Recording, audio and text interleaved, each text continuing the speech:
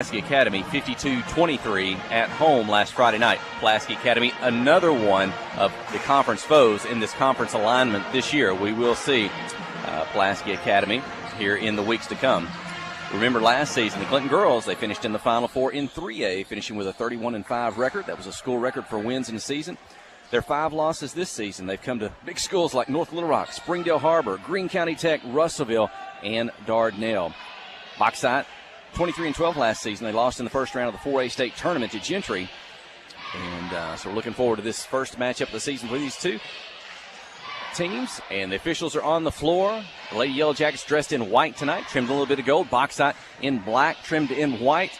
You can watch it again on the live stream on the KHPQ Sports YouTube channel or the KHPQ Facebook page.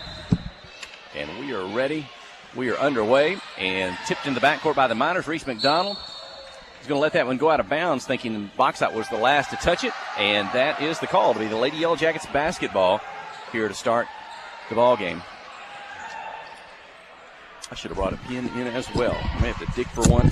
I've got one out in the car. I don't know if we got one underneath or not. Yellow Jackets on offense. Going to take the ball on the wing. They're going to weave. They're going to drive in until they draw pressure. Maybe some help. 2. They're going to split 2 like Sydney Standridge does on her drive. She'll get a shot up, but it won't go off the front of the rim. And the rebound by the Miners. They'll get it down the floor just in front of that Yellow Jacket bench. Coach Matthew Post on his feet. Gives his girls a hand. And they'll push the Miners deep out on the floor near the midcourt circle to start their offense in a man-to-man defense. Very aggressive. Gracie Linville swing it around to the left side behind a double screen. 3-point basket good here early by the Miners. That's up and in. Is that Abby Bean? Looking at our roster. Yeah, that's their best player by far, Abby Bean. And as the Yellow Jackets keying on her tonight, part of their game plan in this one. And it looked like they executed well, drew that one up like they wanted to behind that double screen. An early 3-point lead. Kinley's going to drive the baseline, going to kick it out to McDonald. She'll drive, step up about a 10-12 footer. Shot won't go, just off the rim. Rebound by Bauxite. And I believe there's going to be a foul called on the Lady Yellow Jackets. Keep the ball with the Miners, and that draws a... Let me see, we've got my call. I think I can't hear you in my headset. Talk to me again. I thought I saw your 1 2 1 2 1 2. I see your voice going up on the dial. I just didn't hear you in my headphone. I'm not sure. Yeah, both these two teams are considered the preseason favorites in the conference. Yellow Jackets and shot Bauxite in their only meeting last year in the finals of the Bauxite Christmas tournament. Down the floor, Yellow Jacket basketball on the drive at Standard. Shot might have been blocked. Rebound, kicked out of bounds. Let's see who got it. Kelsey, can you go ahead and text message me? I know it looks like Mike's dialed up, like his audio's going, but we're not getting anything in the headphones, so I don't know if it's coming over the air. And let's do a double sound check on here and what's happening from our broadcast position to you. Bauxite inbounds the ball and loses it. Gracie Linville's got it. Gracie turns, spins across midcourt, keeps her dribble behind the three-point line, picks it up, swings it over to Standridge. Her three-pointer is up and good. Sydney Standridge ties the ball game. Knotted at 3 here. 6:05 remaining in the first quarter. Yeah, Sydney's birthday along with Katie Gifford tonight. We're good. You're good. And that's Sid King checking in with us tonight. He said we can hear Mike, so we're good. 3-point shot by Bauxite. Won't go off the rim. Rebound, Katie Gifford. Strong. Outlet pass to Reese McDonald. Middle of the floor. A lot of traffic. A lot of black jerseys. Kicks it out to Kinley Keith. She'll drive in. Cross-court pass to Linville. Gracie set for the 3. It's up. Hits the rim twice. Bounces out. Rebound to Bauxite. And we're going the other way. Still tied at 3. A little bit of pressure in the backcourt by McDonald. Out on the front. The right side, behind the three-point line, and Kinley Keith's going to steal it away. Up the floor to Katie Gifford. Traffic around her. Gracie Linville takes the pass. She'll drive. Shot blocked, but Gifford has it. Just outside the lane, she's going to turn, spin, throw it back out on the floor. Reset the offense. Swing it to the left quick. Keith looks inside, dribbles, draws. Back to Gifford. Left, right, spin, open, and she scores. Katie Gifford made that look pretty. 5-3, the first lead of the night for the Yellow Jackets. Yeah, she's tall but very mobile, and she spun at the elbow, went right around the defender to the basket for a layup, and Bauxite quickly wants a timeout here. And a great move on her birthday by Katie Gifford. Both Katie and Sydney celebrating birthdays today. And I don't know how much you talked about the pregame. Both these two teams considered to be the preseason favorites in the conference. Bachsite coming in 10-3 on the year, 1-0 in conference play. Both teams opened up conference with a victory. The Yellow Jackets defeated Pulaski Robinson handily the other night. They scored the first 24 points of the ball game. In that one, Bachsite beat Pulaski Academy by a score of 52-23. That game was at Bachsite on Friday night. And did mention back on December the 22nd, last season, Clinton and Bachsite met at Bachsite in the finals of the Bachsite Christmas tournament. Clinton had a 30-point lead at one time, ended up winning the game by a score of 60-47. And back to play all the time. At full court pressure, Reese McDonald steals it away. Jump shot, 15-footer, just short. Katie Gifford takes the rebound, she scores, and she's fouled. A chance at a three-point play. Gifford goes back-to-back and a 7-3 lead. I think the crowd senses the importance of the game because they got a huge student section with a band. They are already into the ball game, and a really good section of fans across the way over there. So even in late December, a good crowd here at the arena. Gifford's free throw off the mark, and the rebound by the Miners. Gracie Hill with the basketball. Some of the other Miners on the floor. Kennedy Ballard, we already mentioned Abby Bean, and Katie Jacks on the floor as well. Also Madeline Edwards, shot up and in.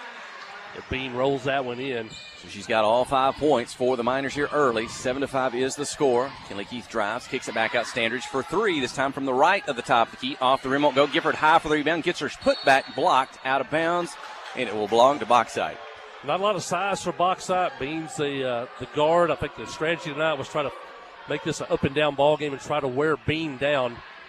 Predominantly over half their points that they score come from number 3.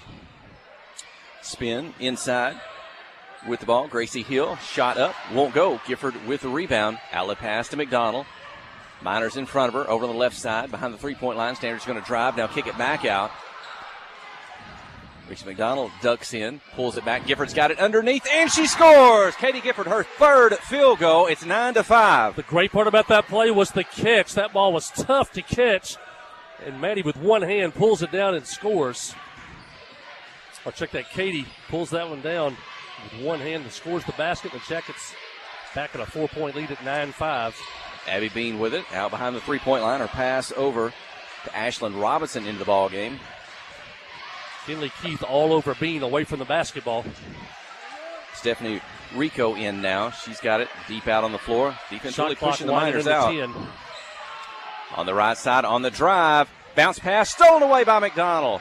Cross the lane. Right hand, left hand, switches up the floor. Long pass ahead to Standards. Catches, kicks it out quickly. Keith cross-court pass to Gifford. She's going to drive, get by one defender, take on a second. Shot up, she's fouled. Gifford to the free throw line. 3:12 in the first quarter and a 9-5 lead. Great defensive set that time by the Lady Yellow Jackets. Bean brought it up the floor, and in that 35 seconds, she only touched the ball one more time in that 35 seconds. And Bachsite was forced to put up a bad shot in the final 5 seconds of the shot clock, and the Yellow Jackets got it and down the floor, and Gifford to the line where she misses the first one. Second free throw upcoming. It's in the air. Misses, and a lane violation. I think she stepped over the line before the ball hit the rim. The shooter cannot do that, so it'll be Miners basketball. They'll inbound. Clinton in full court pressure here in the first quarter, giving the Miners some trouble trying to get the ball inbounds and down the floor. You got 10 seconds to get across midcourt. Inbound the ball. Rico has it in the backcourt. She'll go one-on-one with Reese McDonald. Bean Gets it across the basketball. See if she gets it back. Her pass ahead is knocked out of bounds by Gifford. She'll inbounds the basketball again.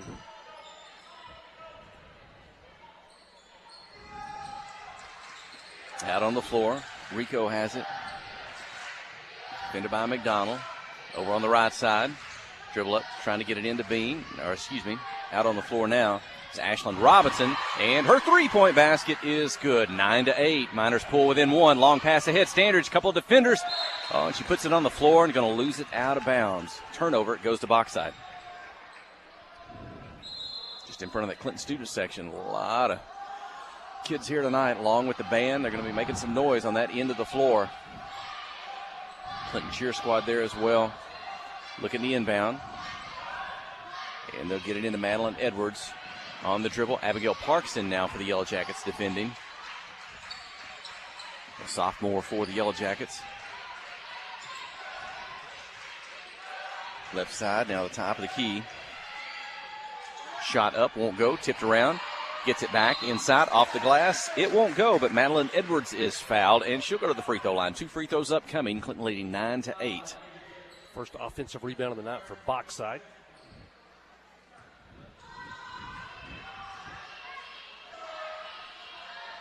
Game is played at the pace I think Coach Post would like to play it in. Up and down quickly here. Edwards misses the first free throw. She'll have a second, a chance to tie. Bauxite led early. Clinton took the lead.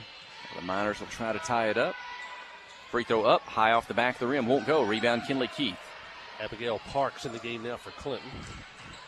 McDonald, Clinton's leading scorer. She'll pass it off to Parks on the right side. Her three is up. This one won't go off the rim. Rebound. Edwards has it for Bauxite. She's going to get down the floor quickly. Take on Parks. Kind of slides. Steps across the lane and scores. Bauxite back in front. 10-9. 2 minutes to go in the first quarter. Pressure in the backcourt. McDonald's going to have to get it across. Pass up high off the hands, and Bauxite ends up with it. Cross midcourt. Parks defending. Bean with the basketball. Now she's going to long three from the left side. Good! She's hit 2 3-pointers in the first quarter from that left wing, and a 13-9, the biggest lead of the night for Bauxite. It's a possession where she had to bring the ball down the floor. When she gets rid of the ball, she's not getting it back very often. Gifford gets it on the right side. Got some space. Now she bounce passes into Standards. High off the glass. Won't go. Bean with the offside rebound. Bauxite back with it. Pass over to Rico across midcourt. Down the floor quickly. Edwards in the left side. She wants to drive the lane. Pushed out. Gives it up. Back to Bean. She'll dribble down the left side. Pick up. Back to the free throw line. Looking to drive. Pull up jumper. Good. Just outside the lane. A miss. And a rebound to Abigail Parks. Long pass up the floor to Kinley Keith. Turns. Spins. Defense in front of her. Back to Parks. Top of the key. Pull up. Three. Up just short. Off the front of the rim. Rebound. Off the hands of Rico. Out of bounds. Maggie Gresham making her first appearance tonight. She checks in for the junior Katie Gifford. Katie, a big first quarter for the Yellow Jackets. 6 of the 9 points for Clinton. She'll get a breather here in this with 1 minute, 2 seconds to go in the first quarter. Looking to inbound the ball. Looks up high to Gresham. Not going to go. It's going to get to Sydney Standridge. Back to Reese McDonald in the corner. Keep it behind the three-point line with Abigail Parks. Abigail in the corner. Well, she likes to shoot the three from there, but closely guarded. Didn't get a chance on that. Back to Kinley Keith. She's going to drive, get in the lane, kick it out. Parks for three from the right wing. Up. This one off the rim. Won't go. Rebound tipped around into the hands of Keith. Her shot misses. Tipped out of bounds, and it belongs to the Yellow Jackets. Abigail's shot looks good, just not falling right now, but it looks straight on. Quickly pass the ball inside. Standard spins to her left. Shot up, and it rolls off the rim. Looked like it was going to go. Maggie Gresham gets the rebound, and she's fouled. That's a floor foul, so Clinton will inbound from the baseline with 34 seconds to go in the first quarter. Clinton has a size advantage. This is the third possession on this one trip down the floor. Using that size, getting those offensive rebounds. McDonald inbounds. Now she gets it back. Jumper from the outside. Won't go off the rim. Bean with the offside rebound. 28 seconds. So shot clock not in play here. At the end of the first quarter, Bauxite with a 4-point lead. They'll get it across midcourt. Keith defending Bean. Off to Rico. Into the corner to Edwards. Back out to Bean. Kinley Keith's best defensive player. Going to be defending on her. She's got those 2 3-point field goals. 12 seconds. Right side. Rico. 3-pointer up. Won't go off the back of the rim. A long rebound. And the Miners recover the basketball. Gracie McDade. Rico dribbles. Elbow. Free throw line shot. Short. The first quarter has come to an end. Both teams had the lead, but it's Bauxite in front by 4 after 1. You're listening to KHPQ and Clinton High School Sports. Steve Good at Goods Cash Saver says you can learn a lot about life by playing sports. You may never be the biggest or the fastest, but you can always try to be the very best and give 100%. And that's what they do every day at Goods Cash Saver. Even though they don't have the biggest building, they try to have every item that you might need in groceries. They also overachieve every day in their meat department. So when you're looking for a place to shop, give Goods Cash Saver a try. A supermarket that cares about you and your community and says, go Yellow Jackets. Conway Regional has been the community's hospital for more than 100 years, providing high-quality, compassionate care. As our community continues to grow, we're growing alongside you to ensure all your healthcare needs are met right here in Conway. Our board-certified interventional cardiologists, specialized team, and innovative cardiovascular technology are here to provide the comprehensive care you deserve when you need it most. So when you're facing a heart emergency, trust the care you'll find down the hallway, not down the highway. And my colleague Jeff Hall back here at Yellow Jacket Arena. The Yellow Jackets trail 13-9 at the end of the first quarter. Katie Gifford led the Yellow Jackets with 6 points in the quarter. Sydney Standridge chipped in 3. Abby Bean, the senior for Bauxite, has 8 points to lead the Lady Miners. And Bauxite will have the basketball to start the second quarter of play. Bauxite was 23-12 last year. They lost in the first round of the 4A state tournament to Gentry. And they are coached by Greg Chenault, former Arkansas Tech University basketball player. Also, I think he played for Tommy Reed for a year at Greenbrier.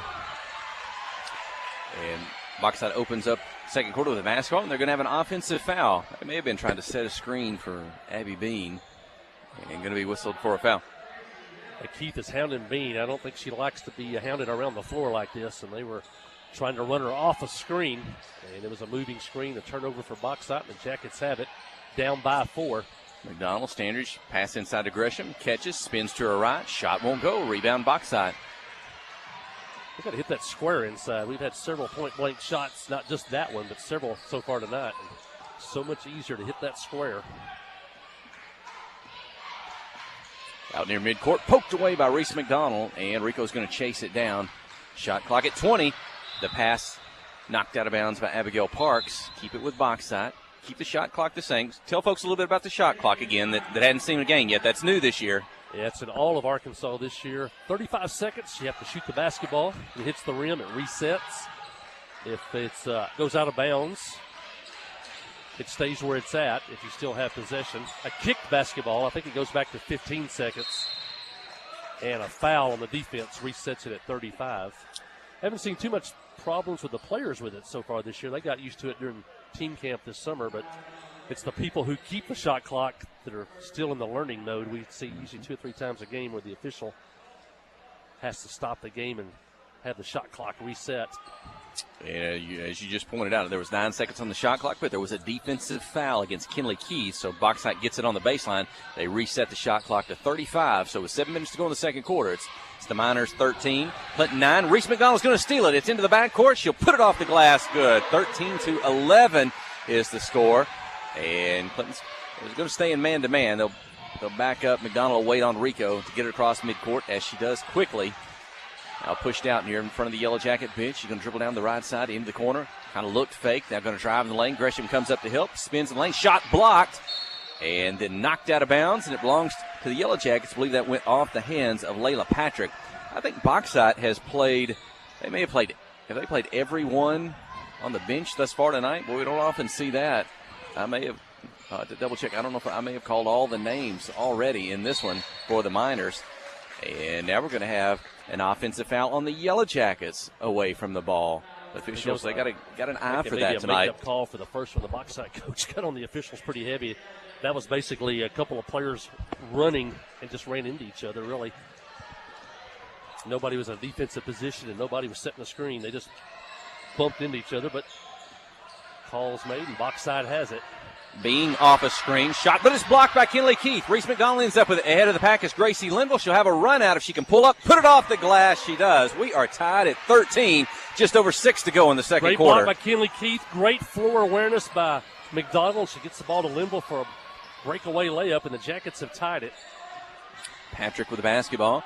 Got Gresham in front of her. Gresham's going to have a little bit of size on Patrick. And now Bean with the basketball. She's going to be fouled. And that foul is going to go. It's Kinley Keith. That is her second personal foul. Again, that's Clinton's best defensive player guarding Bauxite's best offensive player. 2 3-pointers tonight for Abby Bean already. So Keith picks up her second foul. That's the team's 5th. And Kinley will stay in the game and stay on Bean. So critical moment this last 5 minutes in the second quarter. Madeline Edwards, by Gracie Linville, gets it off to Bean. She'll get it in the lane to Patrick. Shot might have been blocked. Bauxite comes away with it under the basket. It's blocked this time by Sydney Standridge. Third shot up, won't go. Patrick with the rebound inside, blocked low. Gracie Linville reaches in as Patrick tries to go in the air to get the shot off, and she's going to be whistled for the foul. 2 free throws upcoming for Layla Patrick. Not get that defensive rebound. A couple extra shots there. Jackets couldn't get it, and Bauxite is heading to the free throw line. Tied at 13. Patrick misses the first. She'll have a second. Both teams have missed a few free throws. Not a lot shot here in the first half, but I think teams have missed more than they've made here early. Patrick's second free throw won't go. Rebound Maggie Gresham, the 10th grader. Off to McDonald. Up the floor to Keith. Gets by one defender. Long pass into the corner. It's Gracie Linville just short off the rim. Tipped out. Linville recovers. Gets it to Standish. Sydney turns, spins, and scores. Clinton back in front, 15-13. 6 straight points to open the quarter by the Jackets. They lead 15-13. They're on a 6-0 run. Stephanie Rico out of McDonald. Bean trying to post up now, and Kinley Keith inside. Now she steps out. Middle of the floor, top of the key, over to Rico. Point guard versus point guard. Bound to Reed. She's going to go one-on-one with Keith. Turn, spin. Shot too hard off the glass. They're going to take it away from Standridge. Inside, Edwards. Back out. Patrick behind the three-point line. Misses off the back of the rim. Rebound. Miners. Shot up, spin in traffic. Drops through. Tied at 15. McDade's first basket. 3 shots again for Bauxite. Jackets with a half advantage, but Bauxite the last 2 trips are getting offensive rebounds. Pass inside to Standridge, and she'll put it off the glass. Good. The assist from Linville, 17-15, 4:20 in the second. And 4 straight for Sid. Bean trying to post now, not trying to play out on the perimeter. May need some backside help. And Linville's going to steal the basketball. Over to Keith. She'll run, take it to the basket, off the glass, and good. The senior for 2, 19-15. And a 4-point lead with 4 minutes to go in the second quarter. Kinley's first basket. 5 players have now scored for the Lady Yellow Jackets. Rico to Patrick in the lane. She drops 2. 19-17. McDonald up the floor alone across midcourt. Stephanie Rico defending on the right side. Kinley Keith's going to drive on Bean. Now kick it out. Standard's going to drive on Patrick. Kick it out. McDonald. Back to Sydney. Dumps it into Gresham. She'll turn, spin left, spin right. Shot up, won't go. Gets her own rebound. Misses a second. Going to get it a third time. And third time's a charm for Maggie Gresham. Her first points, 21-17. Great original move. That up and under. Got the defender up in the air, went under. Couldn't get it to go, but she's relentless. She stayed with it. And the sophomore is on the board. And now 6 Yellow Jackets have scored in the game. On the drive, shot blocked by Sydney Standridge. That was Grace McDade. Blocked out of bounds. Keep it with the box side. Here comes Katie Gifford returning the ball game after those 6 points in the first quarter. And Patrick goes out for Bauxite. Gracie Hill, Abby Bean, Stephanie Rico, Gracie McDade. Ball in the right corner. Dribble around, step up, about a 12-footer, just short off the rim. Rico inside. Her shot's blocked. Gifford off to Standridge.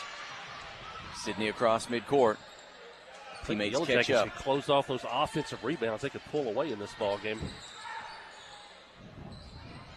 Gifford on the drive, dumps it to Standridge, and 2 points for Sydney. Boy, Katie dribbled across the lane to the left side, turn, look, Sydney all alone. Defense didn't drop back or come over to help, and a 6-point lead. Yeah, Sydney's defender had to leave and try to stop Katie. Great awareness, dropped it off to Sid for the layup. Biggest lead now for Clinton at 6. Rico handling the ball, right hand, left hand, back to the middle of the floor. On the left side, going to drive the lane, pull up jumper in front of Gifford, drops for 2. Was that who? Kidney? That wasn't Kidney Ballard, was it? Number 2, wasn't it? Number 2, I think that's right, Madeline Edwards. Yep. 23-19, 2:05 to go in the second quarter. McDonald up high to Standridge, and they're going to foul her from behind. Maybe a little bit of a push before as she was catching the basket. Also a non-shooting foul. Clinton will inbound it from the baseline. That'll be, is that going to be the 5th team foul on Bauxite here in the first half? Exactly 2 minutes in the second quarter. Linville to Keith, back to Reese McDonald. That may be her really first open look tonight. Puts up the 3, but it won't go. Rebound, knocked out of bounds. Officials look, and it'll belong to the Yellow Jackets. Reese not had a lot of shots tonight. Stephanie Rico doing a good job defending. Maybe an injured player for Bauxite. We'll make a substitution here for the Yellow Jackets. Can inbound it with 1:52 left here in the first half. Layla Patrick returns. She's defending Gifford. She'll knock it away out of bounds. Keep it with Clinton. Again, dressed in white tonight, trimmed in gold. Bauxite in the black, trimmed in white. If you're watching on the KHPQ Sports YouTube channel or the KHPQ Facebook page. Keith on the drive, starts right, turns, tosses it back out to Standridge. Kinley gets it back. She and Standridge playing a little passing catch. Spin move by Gifford inside a little bit too hard off the glass and off the rim. Rebound, battle for it in the lane. It's loose. Official says they're tied up. It'll be alternate possession to Clinton. Really a good spin move by Katie. Great move, but she lost handle on the basketball before she could shoot it. But really a good move to get to the basket. Inbound the ball, quickly swing it around on the inbounds. McDonald gets it back, but Rico's right there. And on the pass, stolen away. Bauxite on a run out. Will they catch her? It's off the glass. Good. 2 more points from Madeline Edwards. Cuts the Yellow Jacket lead to 23-21. Long pass down the floor. Linville has it. Gets it out to Gifford. She's going to drive the lane. Put it up. Won't go. Trying to get her own rebound. Knocked out of bounds, but no. Bauxite saves it with a minute to go in the second quarter. Patrick down the floor, going to go one-on-one with Standridge. Off the glass too hard. Gifford with the rebound. Out to Gracie Linville.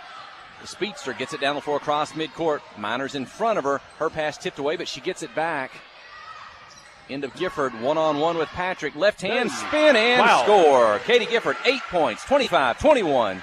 Katie rolled with that left hand that time. Patrick quickly, her shot's blocked out of bounds by Gifford. And she blocks one on the other end. Katie got a long wingspan. She gets off the floor quick, and you saw her talent on the offensive end to shoot that thing with the left hand and then get down the floor quickly, make a great defensive play, and the Jackets lead by 4. Could use a stop here. There's 39 seconds left in the half. 30 on the shot clock. And 5-second inbounds violation, and the Yellow Jackets will get the last shot at it here. Well, you don't see that often, but you saw it there. Got 5 seconds to get that ball inbounds. Yellow Jacket defenders not going to let that happen. Cerise McDonald will inbound. She'll walk it up the floor. It takes a little time off the clock. They can't take the full 25 seconds remaining. There's about a 3-second differential in the play clock and the shot clock, but they would take it down far enough where maybe Bauxite won't get another good opportunity to score. McDonald defended by Rico out near the midcourt circle. 12 seconds, 7 on the play clock.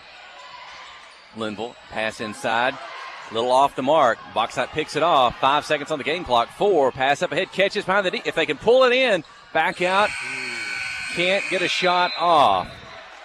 First half in the books. It's Clinton 25, Bauxite 21. It was a good one. We'll step away here for just a few moments, but stay with us. You're listening to KHPQ in Clinton High School Sports. Friday night at the stadium is not the time to worry about your finances. Let First Arkansas Bank and Trust ease your mind with their mobile banking capabilities. You can check your balance, transfer funds between accounts, and even find the nearest ATM for dinner after a road game. The free mobile app is available on the iTunes Store and Android Market. You can cheer loud and proud for the Yellow Jackets because First Arkansas Bank and Trust has you covered. See a branch for more details. Equal housing lender, member FDIC.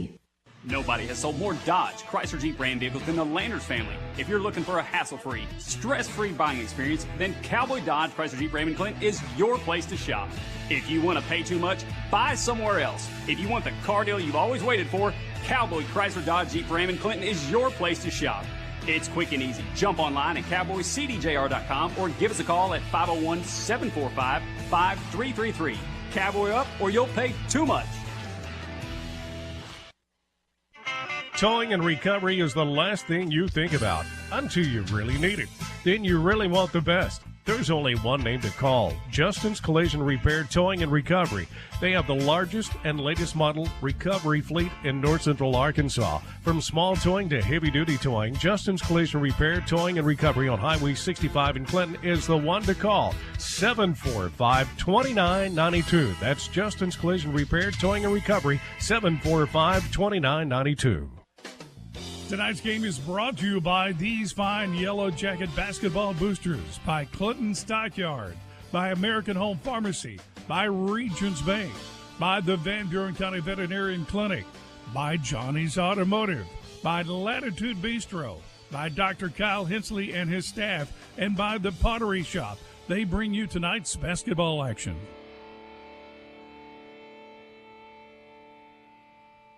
Nobody has sold more Dodge, Chrysler Jeep brand vehicles than the Landers family. If you're looking for a hassle-free, stress-free buying experience, then Cowboy Dodge, Chrysler Jeep Ram and Clinton is your place to shop. If you want to pay too much, buy somewhere else. If you want the car deal you've always waited for, Cowboy Chrysler Dodge Jeep Ram and Clinton is your place to shop.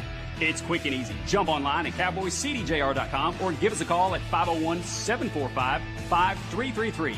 Cowboy up or you'll pay too much. Steve Good at Goods Cash Savers says you can learn a lot about life by playing sports. You may never be the biggest or the fastest, but you can always try to be the very best and give 100%. And that's what they do every day at Goods Cash Saver. Even though they don't have the biggest building, they try to have every item that you might need in groceries. They also overachieve every day in their meat department. So when you're looking for a place to shop, give Goods Cash Saver a try. A supermarket that cares about you and your community and says, go Yellow Jackets. Wherever the river flows and however the game goes. The River Company is a proud sponsor of Clinton Yellow Jacket Sports. Just like in sports, you want someone who has your back, the professional team at the River Company Insurance does just that. They'll work hard to find you the most coverage at the best possible price. Whether it's business, farm, ranch, personal, or automotive, the team at the River Company will get you exactly what you need. Sports is a team effort, so come join the team at the River, formerly S&P Insurance. Adventure awaits, and with the all-new lineup of Chevrolets, those adventures can become reality. Joe Lee Chevrolet has the best lineup of cars, SUVs, and trucks ever. Why go from A to B when imagination can take you everywhere? And remember, when you need service work, Joe Lee's service department can keep your Chevrolet running like new. Make your best deal today at Joe Lee Chevrolet in Clinton. Find new roads in your new Chevy vehicle. And my colleague Jeff Hall back at Yellow Jacket Arena at the half. It's the Clinton Lady Yellow Jackets 25 and the Bauxite Lady Miners 21 in this key conference basketball game here tonight. Yellow Jackets and Bauxite, the preseason favorites. Both teams come in tonight with a record of 1 win and no losses in conference play. Looking at some scoring here in the first half. For Clinton, had 6 players to score tonight so far. Maggie Grisham with 2, Kinley Keith with 2, Reese McDonald with 2, Gracie Limbo with 2, and then we have Katie Gifford, who had 6 points in the first quarter. She has 8 points at the half, and Sydney Standridge leads the Lady Yellow Jackets with 9 points at the half, including the Lady Yellow Jackets' only 3-point basket so far tonight. The Lady Yellow Jackets 0 for 3 at the free throw line in the first half. For Bauxite, Layla Patrick, senior, has 2 points. Madeline Edwards off the bench has 6 points. Abby Bean has 8 points. All those came in the first quarter. Gracie McDade with 2 points. And Ashlyn Robinson, a 3-point basket for her only points in the first half. And Bauxite is 0 for 4 at the free throw line. So these two teams combined to go 0 for 7 at the free throw line in the first half. And free throws may make the difference before this one's over. Neither team in really any foul trouble right now. Kinley Keith does have 2 at the break, as she is guarding the best player from Bauxite, Abby Bean, here in the first half. Upcoming schedule. Junior high Jackets will, in 7th grade, will travel to Greers Ferry on Thursday night. And it's a pretty short trip. You need to get over to Greers Ferry to watch those games. It'll be 7th grade and junior high Thursday night at Greers Ferry. And then the Yellow Jackets will travel to Lone Oak on Friday night for their final conference game before the Christmas break. And that'll be senior girls game will tip off here on KHPQ at 6 o'clock on Thursday night at Lone Oak. Also, there were games here last night. Junior high, the 7th grade boys lost to Eastham, and then both the 7th grade, or the junior girls and junior boys won handily against Eastham. That's a charter school in downtown Little Rock. Also, I think they have a campus also on the campus of UALR. And so the Eastham Metropolitans, the Mets, were here last night. And the Yellow Jackets took 2 out of 3 from those guys. You mentioned, I guess, the last game before the Christian break coming up. There'll be games during the Christmas break. I know they won't be on. We won't be broadcasting those for you, but I know the girls are going to go up. They're going to play another good tournament like they have already this season. They're going to go up to Mountain Home. And well, actually, next week they'll travel for a 2-day classic at Russellville, and they'll play. I know Atkins the first day, and I'm not sure who the second day opponent is, but that'll be at Russellville High School next week. And then, as you said, the week between Christmas and New Year's, they'll travel to Mountain Home to play in a pretty prestigious girls basketball tournament. So coming up, and the boys will travel to Harrison for the I think it's the 48th annual North Arkansas Community College basketball tournament. And so the Lady Yellow Jackets won that last year. They're not in it this year, but the boys are. And so you get the chicken and dressing eaten and the presents given out, and you start to get bored. It's time to go watch some basketball. So ladies will be in Mountain Home. The guys will be at Harrison over the Christmas break. We're ready for basketball here to start the second half. Clinton leading 25-21 over the Lady Bauxite Miners. Bauxite will have the first possession. It's Clinton 25, Bauxite 21. Stephanie Rico on the floor for the Miners, along with Gracie Hill with the basketball. That's Abby Bean now. She'll pass it down inside. Shot up won't go. Rebound belongs to the Yellow Jackets. And down the floor quickly. Gracie Hill has it. And she will carry the basketball. A turnover. Back to Bauxite. Also Gracie McDade, starting five for Bauxite. And one more. Who am I missing? Let me see. Number 2, that's Madeline Edwards. For the Yellow Jackets, starting five, Kinley Keith, Reese McDonald, Gracie Linville, Sydney Standridge, and Katie Gifford. Clinton outscored Bauxite 16-8 in that first quarter after Bauxite had a 4-point lead after one. Being one-on-one with Keith, drives right, stops, turns left, and puts it up and in. That may be hers. That's her first 2-pointer of the night. No, she's had one other two. That gives her 10 points with those 2 3-point field goals. 25-23. Yeah, looks like they abandoned trying to run her around the perimeter. She can't get the ball with Kinley Keith on her, so just push her up on the block and trying to bring it to her. Linville up high to Standridge, spins, shoots, blocked. Ball's loose on the floor. Going to be tied up. It'll be alternate possession to Clinton.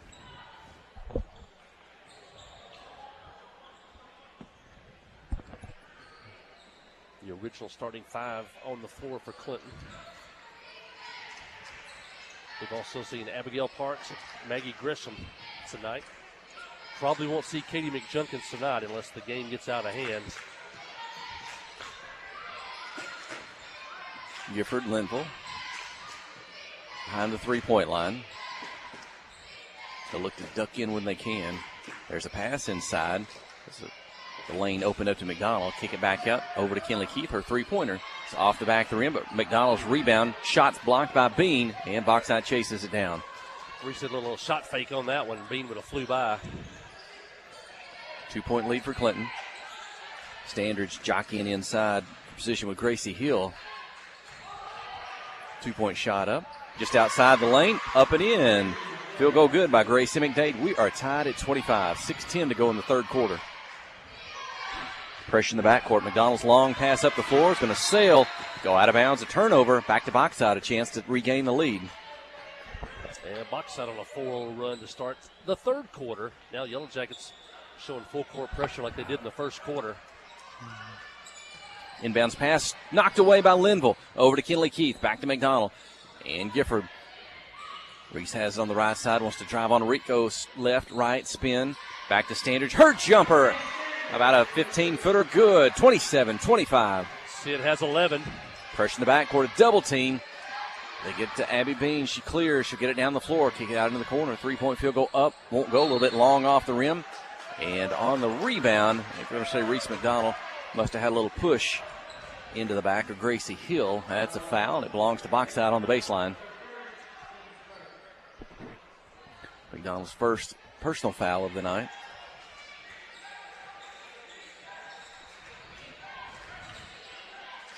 Jacket's been man-to-man all night. Gracie McDade's going to drive down the right side of the baseline, put a shot up just outside the lane. Won't go. Ball out of bounds. It belongs to Clinton. And now half-court trap by Bauxite. Gifford's going to dribble up, and ball knocked away. Bauxite's got it. Going to drive. 2-on-1, 2-on-2. Up in the air. Shot blocked by McDonald, but a foul is called. Reese picks up her second foul. Back-to-back here with 5:22 to go in the third. Clinton leading by 2. Yeah, one thing you don't want to get is half-court trap. Try to avoid dribbling, move the ball quick with a pass, and always trying to look for somebody in the middle to break down that press. And the free throw up and in by Gracie McDade. Cuts the Yellow Jacket lead to 1. Either team tonight. Maggie Gresham enters the ball game. Katie Gifford out. Tammy Johnson will visit with her on the bench.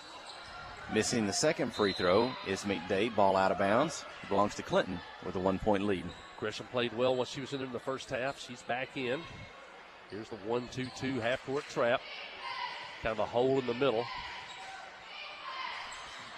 McDonald, Linville, over to Keith across midcourt. Into the corner to Standridge. Sets, shoots a 3, in and out. Won't go. Rebound box side.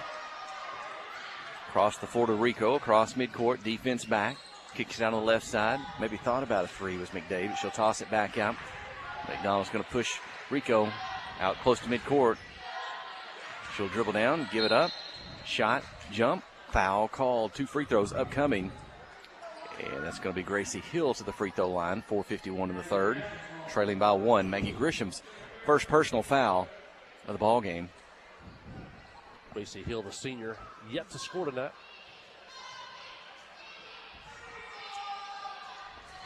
And she gets the first free throw to tie it up at 27. Third team foul on the Yellow Jackets here in the second half.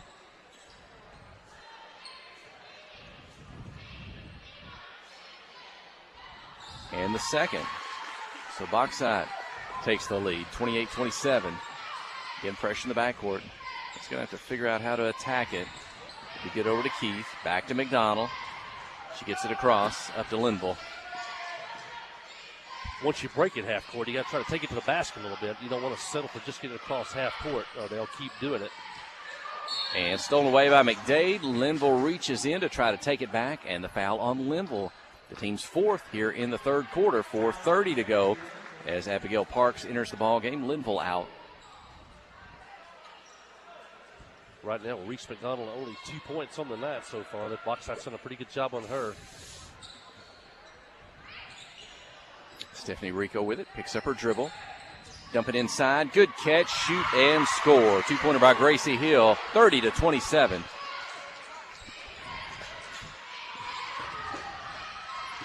McDonald and Keith catch across the floor, long pass into the passing lane, stolen away. It's Gracie Hill. McDonald going to try to take it away from her. She ties her up. Alternate possession to Bauxite. Kind of dangerous there as McDonald picked up those 2 quick fouls here in the third, but she's going to tie up there. Bauxite will keep really it. Uncharacteristic, this half-court trap, really giving Lady Yellow Jackets a lot of problems right now.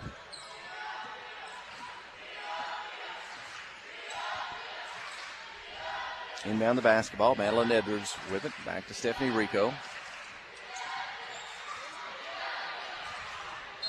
Into the corner. Travel with the basketball.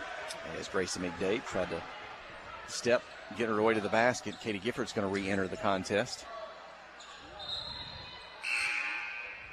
And Maggie Grisham out. 3:49 to go in the third, trailing 30-27. Clinton outscored 9-2 here in the third quarter. You get somebody in the center right there. Keith over to Katie Gifford. Another pass picked off. Abby Bean with it down the floor. Defense in front of her. Now she picks up her dribble. Back to Stephanie Rico behind the three-point line over to the right side.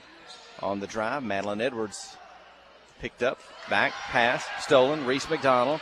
Cross midcourt. Rico in front of her. Right, left, off the glass. Good. Reese McDonald with a nice finish on the move.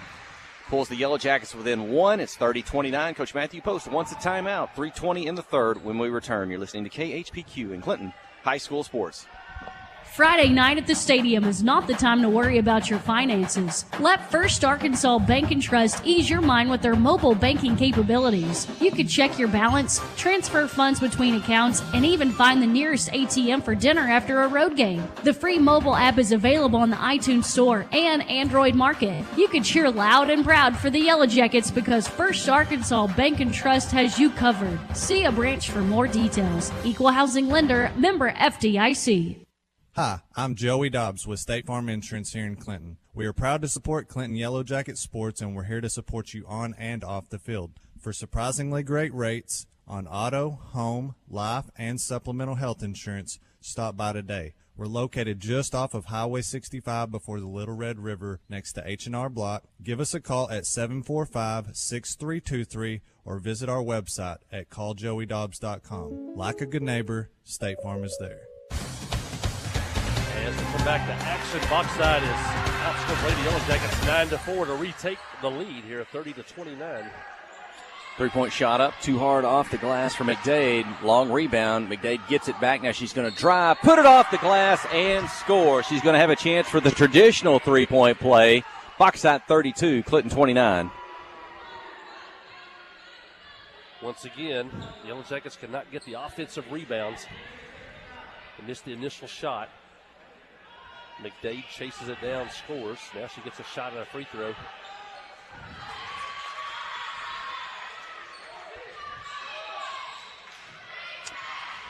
4-point lead for Bauxite. McDonald across midcourt, weaving her way around the defenders. Off to Gifford. Back to Parks, whips it over to McDonald. Her three's up and good. Reese McDonald opened that time, and she makes it count. 33-32. Only 2 in the first half. Now Reese starting to heat up. She's got 5 here in the third quarter. Bounce pass across the lane, and Gifford going to foul from behind with a little push as Gracie Hill caught the basketball in the lane. At least to make her earn it from the free throw line. That might have led to an easy 2. 2:35 to go in the third. Team fouls getting to be critical now. 6 on the Lady Yellow Jackets in the third quarter. Not a single foul against Bauxite.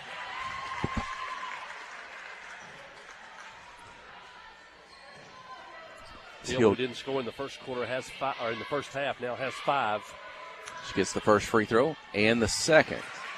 The Bauxite lead is 3, 35-32. Again, pressure in the backcourt, 1-2-2 zone press. McDonald going to beat it, split 2. Reach-in foul on the Miners, trying to knock it away.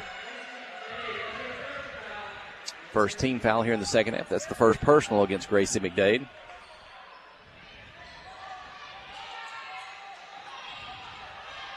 Over to Kinley Keith in front of the Yellow Jacket bench. Coach Matthew Post on his feet. Her pass across the floor, carried out of bounds by Bean. Back to the Yellow Jackets.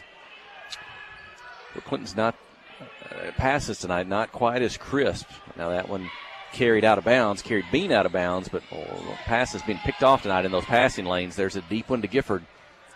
Back to Parks. Over to McDonald.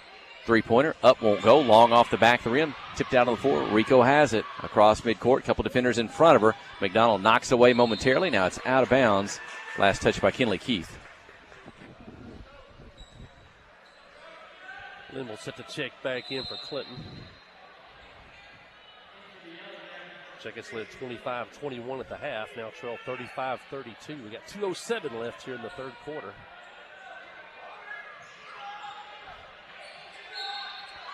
Inbound the ball to Rico. Knocked out of bounds by Reese McDonald. 2:06 again in the third. 35-32.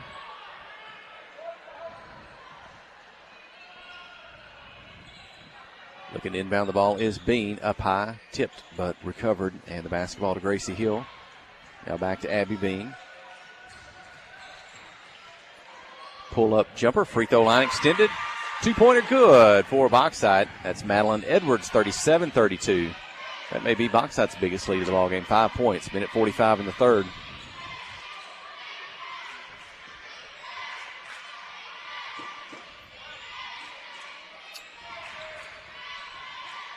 Keith dribbles down, draws a couple defenders. Out to McDonald. Her three-pointer off the board, off the rim, won't go. Bauxite with a rebound. And Rico across midcourt. Defense back. I think this is probably the biggest lead for Bauxite tonight at 37-32. They had a couple of 4-point leads early in that first quarter. Bounce pass down low to Bean. Turns, spins, and drops it in. 39-32. A minute 10 to go in the third. Bauxite on a run.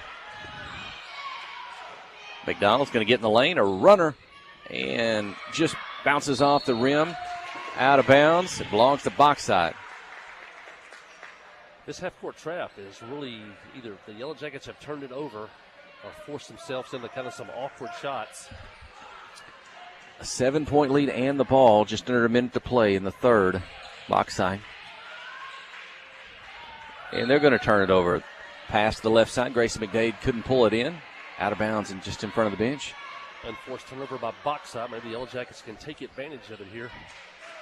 Down 7. Need to kind of close the gap here before the end of the quarter.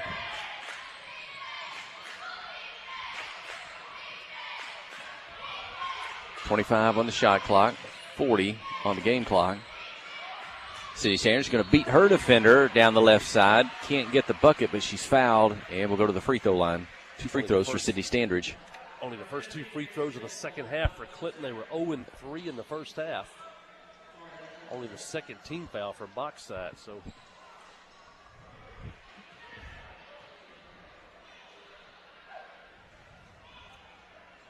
and in and out. The first one no good for Standridge.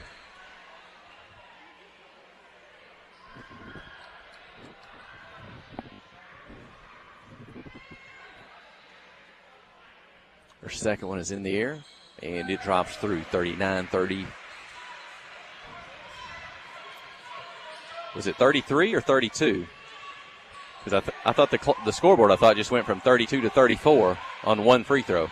I'm not sure. Maybe I got a bad look what it was before that made free throw. 20 seconds. Clock. Bauxite with the basketball. Into the lane. Shot up. Won't go. Rebound. And tied up. Alternate possession to Clinton. That's a big jump ball. It's either going to be a foul on Clinton or a jump ball. The possession arrow favors Clinton a chance to get a little bit closer with 15 seconds left.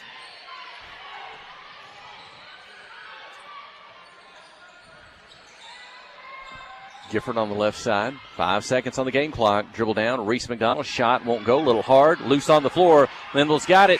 And they won't get a shot off. As the third quarter comes to an end, Bauxite takes the lead. It's the Miners 39, the Lady Yellow Jackets 33. A final 8 minutes when we return. You're listening to KHPQ in Clinton High School Sports. Towing and recovery is the last thing you think about until you really need it. Then you really want the best. There's only one name to call, Justin's Collision Repair, Towing and Recovery. They have the largest and latest model recovery fleet in North Central Arkansas. From small towing to heavy-duty towing, Justin's Collision Repair, Towing and Recovery on Highway 65 in Clinton is the one to call, 745-2992. That's Justin's Collision Repair, Towing and Recovery, 745-2992.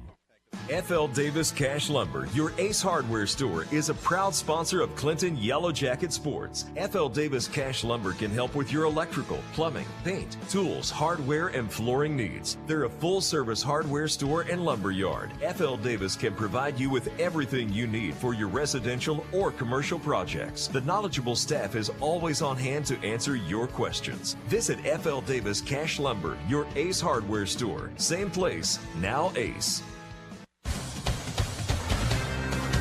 Well, a big third quarter by Bauxite. The Lady Miners outscored the Yellow Jackets 18-8, and they overcome a 4-point halftime deficit to lead by 6 heading into the fourth and final quarter of this critical conference ball game.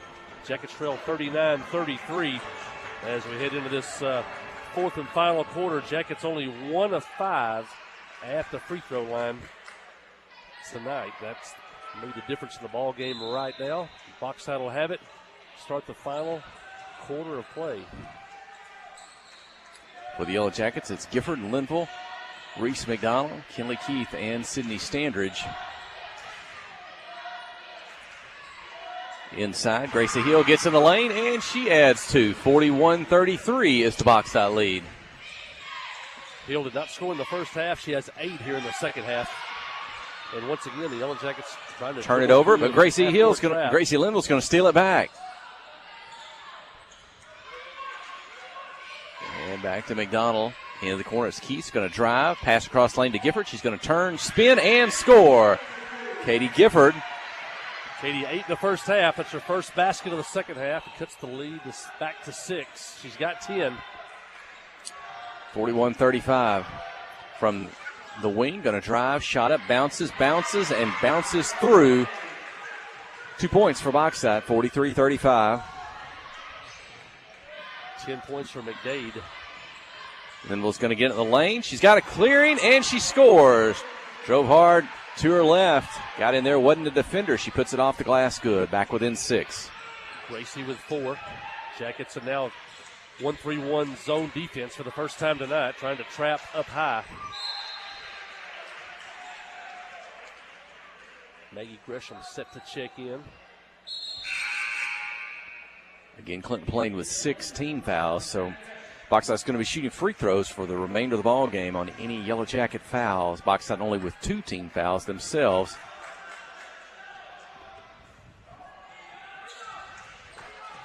.6:35 to go, 43-37.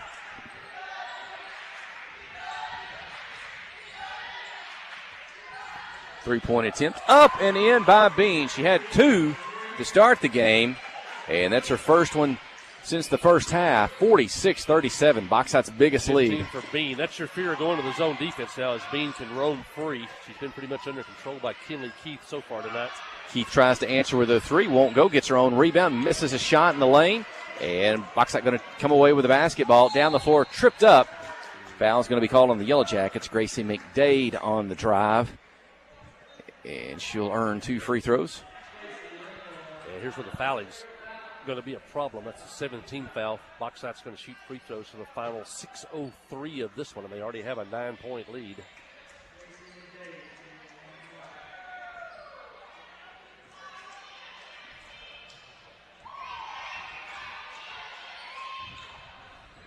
But misses the free throw. In front of that 1-and-1 rebound of the Yellow Jackets down the floor to Keith. She's behind the defense, and she'll put it off the glass. Good. I don't know that they knew Kinley Keith was back there. That's easy.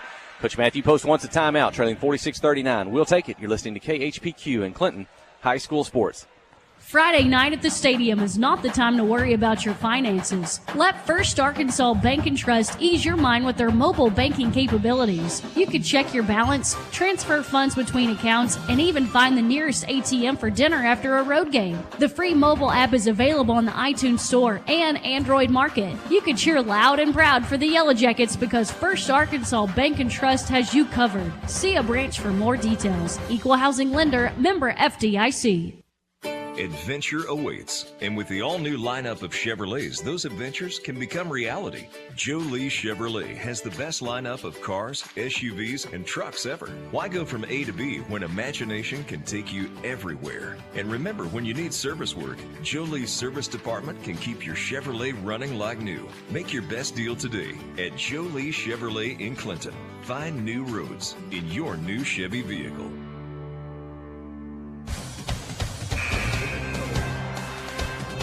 Back here, Yellow Jacket Arena. The Yellow Jackets trail by 7 in this key conference game with Bauxite. Kinley Keith just scored off a missed free throw by Bauxite. And now the Yellow Jackets are showing full court pressure. Trailing by 7. Man-to-man press. McDonald knocks away from Rico, out of bounds. And they'll say Rico was the last to touch it. Bauxite crowd, they protest just down below our broadcast position. Clinton's going to end up with it. And maybe a chance. Get back-to-back baskets. Whittle away at that Bauxite lead. McDonald, Linville, Keith, Gresham, and Standridge. Pass up high across the lane to Keith. Her shot's blocked out of bounds. And 2 free throws, though, for Kinley Keith. They're going to whistle the foul on Madeline Edwards. Good cross-court pass, backdoor. Jackets go to the line with a clock stopped and a chance to score. And that's the 4th personal foul whistled against, they say, Kennedy Ballard. No, excuse me. So, yeah, that's going to go against Madeline Edwards, excuse me. That's her 2nd. First free throw and the 2nd free throw made by senior Kinley Keith, 47-41. Back within 6, full court pressure. And poked away in the backcourt by Linville, out of bounds. And it belongs to the Yellow Jackets again. And Bauxite, that's twice in a row. A Yellow Jacket defender in the backcourt has knocked the ball away off the body of a minor. And Clinton will get it right back. Reese McDonald into Maggie Gresham. She's behind the three-point line. Gives it up to Linville. Into the corner of McDonald. Set for the 3. It's up. Won't go off the rim. Rebound inside by Bean. They'll reach in. Going to try to tie her up. Bean goes to the floor. The entire possession, the Bauxite coach is standing on the floor, about 3 feet on the floor during the entire possession. And I think they're only going to give him a bench warning. And he should have been teed up right there. He spent that entire possession 3 feet on the floor at the midcourt line. I think they're going to whistle travel on Abby Bean. She went to the floor. Bauxite might have thought that was a foul, and the Yellow Jackets helping her to the floor. Instead, it's Clinton basketball. What another chance to get into this lead. Trailing 46-41. Linville, McDonald, she gets it on the behind the three-point line. Reese's three. This one won't go off the rim. Inside, ball knocked loose. Gresham has it in the lane. Out to Keith. Her three's up. Short off the rim. Gresham with the rebound. Oh, and she tries to toss it back out to Keith too hard. Kinley was too close to her, and it's going to get out of bounds. And Bauxite's going to take a timeout. And I think, and they're still going to protest a little bit down the floor, but they'll take a timeout. Well, Mike Holly, Clinton has cut into this lead, trailing by 5, 46-41 with 5 minutes to go. Kind of a little bit different series there over the last minute or so, what we saw. I don't know if Clinton's turning the tide or what can they do here? You know, one of the strategies, they scouted on Friday night, put in a game plan on Sunday. One was to use the full court press and try to create some turnovers and speed up the tempo. So we saw back-to-back turnovers there. The Jackets got a basket off one of them. Cut it to 5 here, but that was the original game plan, and they're going to keep putting the full court pressure on here. Jackets get the ball inside. They got to score and not panic when they get it in there. The Yellow Jackets got a couple 3 shots that time. They really probably were too quick to shoot the ball that time and then turned it over, hand it back to Bauxite. But here we go. So again, Bean's going to inbound in the backcourt. Man pressed by the Yellow Jackets. Linville on Edwards. Edwards right, left, back to the middle of the floor, behind her back, up near midcourt. Gets it low, good dribbling. She'll get it across. And into the hands of Bean. Near the top of the key, defended by Keith. Keeps her dribble. Now kicks it out behind the three-point line. 15 seconds on the shot clock. And Rico's dribble going to go. She's going to lose control. It's into the backcourt. And that's a turnover. Back to the Yellow Jackets, trailing by 5. 4:41 to go. Take your time. Get a good shot here. Plenty of time left in the ball game. It's a high percentage shots. Into the corner to Keith. Looks up high to Gresham. She catches in the lane. Whips it out to McDonald. Her three is up. This one won't go off the rim. Offside rebound by Keith. Knocked loose. Gresham picks it up. Puts it off the glass. Misses. Standridge with a putback. Good. 2 points for the senior Cindy Standridge. 46-43 trailing. Those post players are clearing it out for those perimeter shots, but I think right now those post players, just as Sid did there, just go back up and score. Edwards gets it across. Linville knocks it out of bounds. Now Clinton, the intensity on the defensive end, making it hard on the Miners. The only problem, the Yellow Jackets already with 17 fouls, so they got to have intensity tempered with trying not to foul. Edwards on the dribble. Fox is having trouble kind of getting into a half-court set. And they're going to take a timeout. The 4:02 to go, leading by 3. We'll take the timeout. You're listening to KHPQ and Clinton High School Sports. Tonight's game is brought to you in part by these fine Yellow Jacket boosters: Joe and Hash, Artelco, Troy Gorshowski of Edward Jones, by Clinton Real Estate, and by the Webb Family Auction, Penny Jean Fiber, and by First Service Bank of Clinton. Tonight's game brought to you in part by these fine Yellow Jacket boosters on KHPQ. Conway Regional has been the community's hospital for 100 years, providing high-quality, compassionate care. As our community continues to grow, we're growing alongside you to ensure all your healthcare needs are met right here in Conway. When your family needs emergency care, you can trust our board-certified providers to provide you with the comprehensive care you deserve when you need it most. When you're facing an emergency, trust the care you'll find down the hallway, not down the highway. At Conway Regional, we're not just growing, we're growing together. And the Yellow Jackets about to score Bauxite 10-7 over the first 4 minutes of the fourth quarter. They've cut a 6-point lead down to 3. Bauxite will have it when we come back under their own basket in front of that Clinton student section. Jackets trying to crawl back into this one. They trailed 39-33 coming into the fourth quarter. And Bauxite to inbound from the baseline. They're going to stack just outside the lane. See what the inbounds play. Look to roll or step up on the inbounds pass. Out into the corner, all alone. Gracie McDade's three-point shot won't go off the rim. Rebound, City Standridge. A chance to tie, maybe pull within one this time down the floor. McDonald across the floor to make.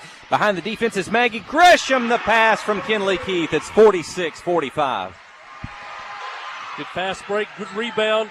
Only one shot that time for Bauxite. And it's a one-possession game with 3:40 to go.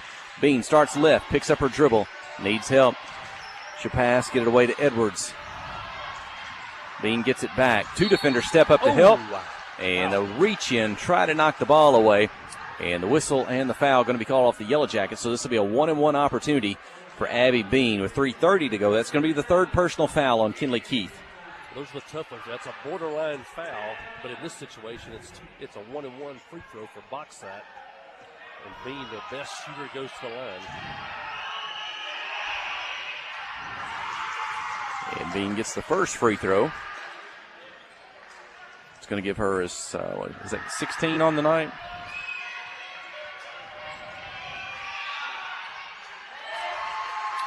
And the second. 48-45. Up the floor in traffic. Dangerous pass as they try to get it to City Standridge. 2 or 3 Bauxite defenders around her. She'll get the basketball and draw the foul.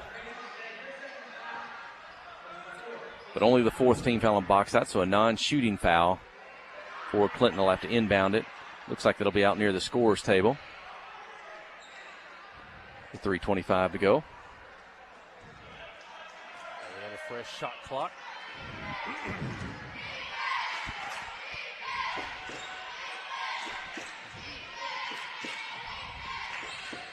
Keith down low to Linville behind the defense. Gracie Linville scores. Gracie, maybe the smallest player on the floor by the Yellow Jackets. Bauxite didn't know where she was. She was behind the defense, got to the block in the lane. She scores it back to 1, 48-47.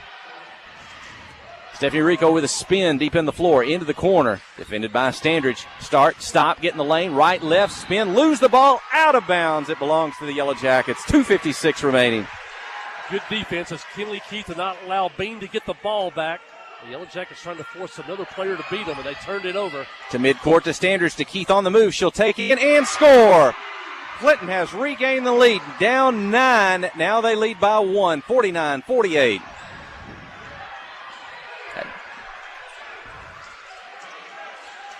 Pass inside to Bean. Too hard, too high. Gets loose. Linville has it. Gracie up the floor. Reese McDonald too high and too hot for Reese to pull in. Clinton will turn it over right back to Bauxite. Ooh, it's hard to pull the reins in sometimes, so they run all the time. But, boy, you'd like to have that one back. Jackets have come back to take the lead by 1. Everybody may need a breather. Play stops momentarily. The officials confer. It's Bauxite basketball out of bounds near the end of the Yellow Jacket bench. If you're watching on the live stream on the KHPQ Sports YouTube channel or the KHPQ Facebook page. In the backcourt. Edwards over to Bean. On the dribble, right, left, down the lane, splits 2, shot up, won't go. Catch, shot up and good. Gracie Hill muscles it up, 50-49. Bauxite back in front by 1. On the move, down the lane, Gracie going to take it all the way. Her shot's blocked in the air. And Bauxite down the floor. Linville's running with her. And Bauxite gets a timeout. Let's think what was going on there for a moment as they're getting the ball up the floor. Coach gets the timeout from the official. 2:01 remaining when we return. You're listening to KHPQ in Clinton High School Sports. Friday night at the stadium is not the time to worry about your finances. Let First Arkansas Bank and Trust ease your mind with their mobile banking capabilities. You can check your balance, transfer funds between accounts, and even find the nearest ATM for dinner after a road game. The free mobile app is available on the iTunes Store and Android Market. You can cheer loud and proud for the Yellow Jackets because First Arkansas Bank and Trust has you covered. See a branch for more details. Equal housing lender, member FDIC. we have partnered with Carti to bring world-class cancer treatment to Van Buren County. Some chemos are between 1 to 2 hours to 8 hours. So when patient is sick, diagnosed with the cancer, traveling to Little Rock, that's a pretty long day for sick people. Back in the old days, you had to get on the interstate, go to Conway, or go to Little Rock to get your chemo treatments. My mom, for a year and a half, was able to take them right here in Clinton, Arkansas. Big peace of mind for my mom. Ozark Health, your community hospital. Well, we're down to the final 2 minutes of this one. 2:01 to be exact. The Yellow Jackets have fought back here in the fourth quarter, but they still trail 50-49 as we come back to play. Boxside will have the basketball in front of the scorer's table.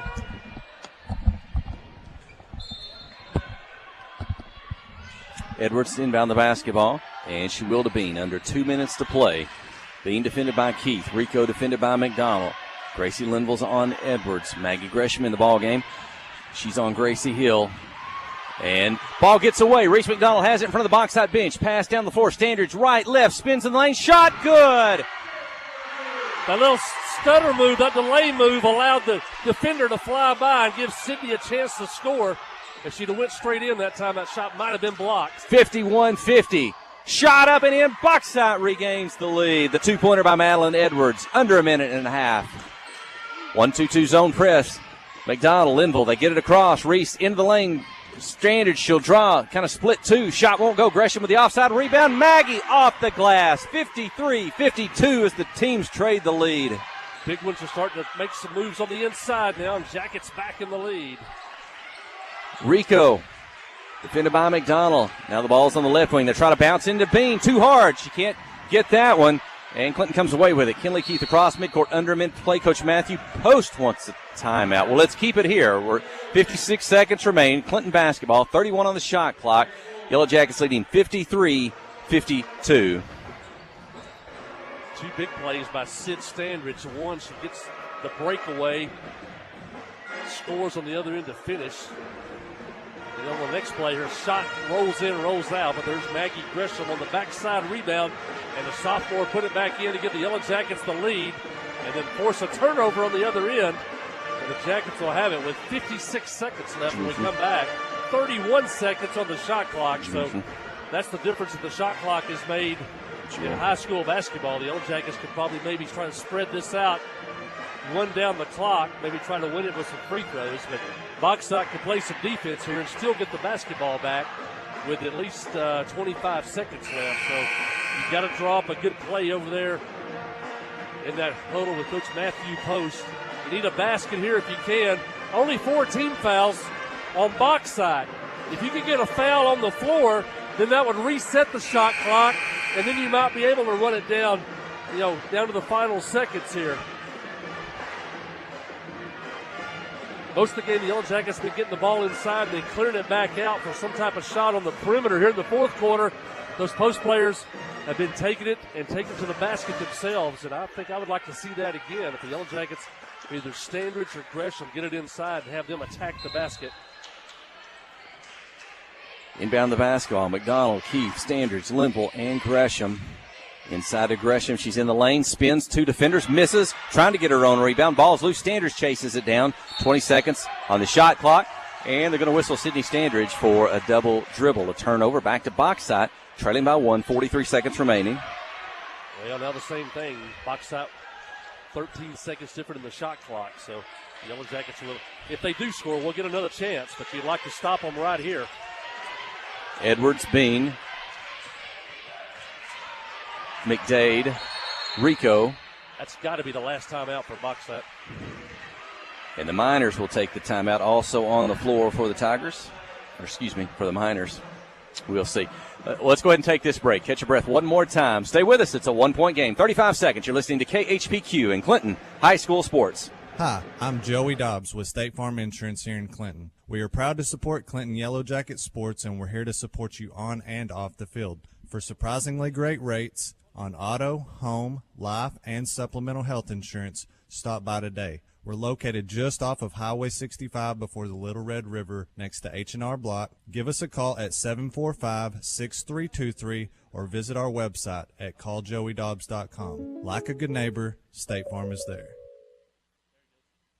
Steve Good at Goods Cash Savers says you can learn a lot about life by playing sports. You may never be the biggest or the fastest, but you can always try to be the very best and give 100%. And that's what they do every day at Goods Cash Saver. Even though they don't have the biggest building, they try to have every item that you might need in groceries. They also overachieve every day in their meat department. So when you're looking for a place to shop, give Goods Cash Saver a try. A supermarket that cares about you and your community and says, go Yellow Jackets.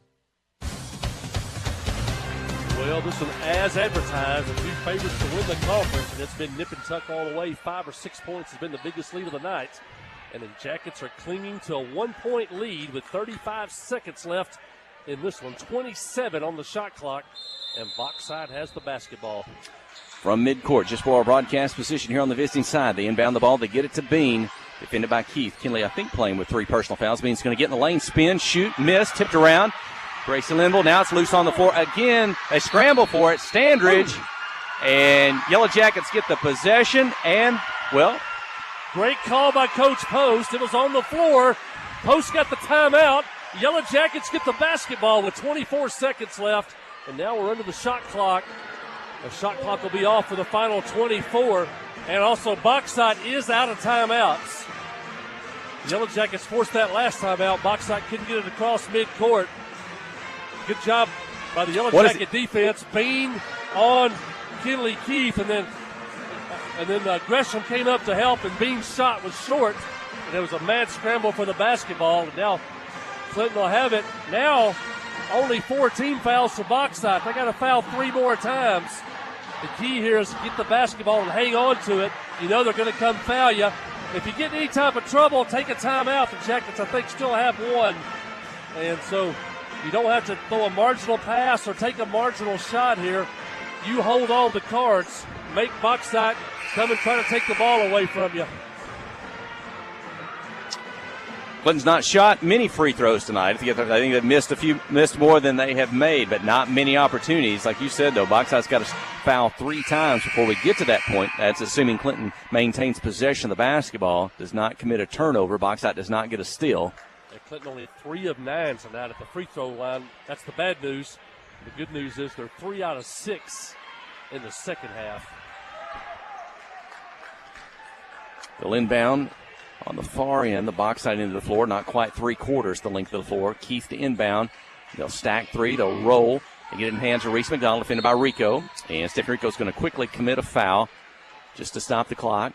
Pick up number 5 on the team, 22 seconds remaining. Again, shot clock not in play at this point. A possession and 22 seconds on the game clock. On that possession. Inbound again. They get it to McDonald on the move. And Rico's going to reach in. Not much. Probably if that was any other time in the ballgame, that might even be a foul. But the official knows that Bauxite needs to stop the clock. And Rico's making an effort there just to draw the foul. 20 seconds, 16 fouls. So the next one will be a shooting foul. They inbound to McDonald. You like it in her hands. She'll pass it off to Kinley Keith. Taking some time off the clock. Quick passing to Maggie Gresham. Takes the pass, and she's fouled. Wow, they took 4 seconds off the clock on 2 separate possessions, and then they allowed almost 6 seconds to run off the clock on that one, and that's going to send the sophomore, Maggie Gresham, to the line. Jackets 3 of 9 at the free throw line. 14.8. It's a 1-on-1 opportunity. Ball's in the air. A miss. Rebound high in the air. And looked to be tied up. That is the call. Standridge had her hands on it, as well as Gracie McDade. Alternate possession.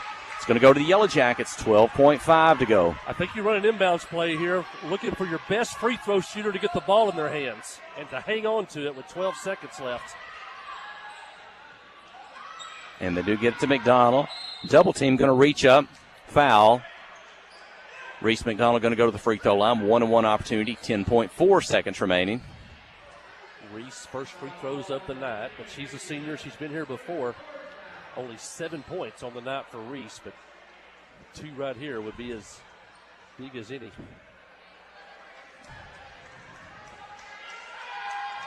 And the first one is up and in. A 2-point lead, 54-52.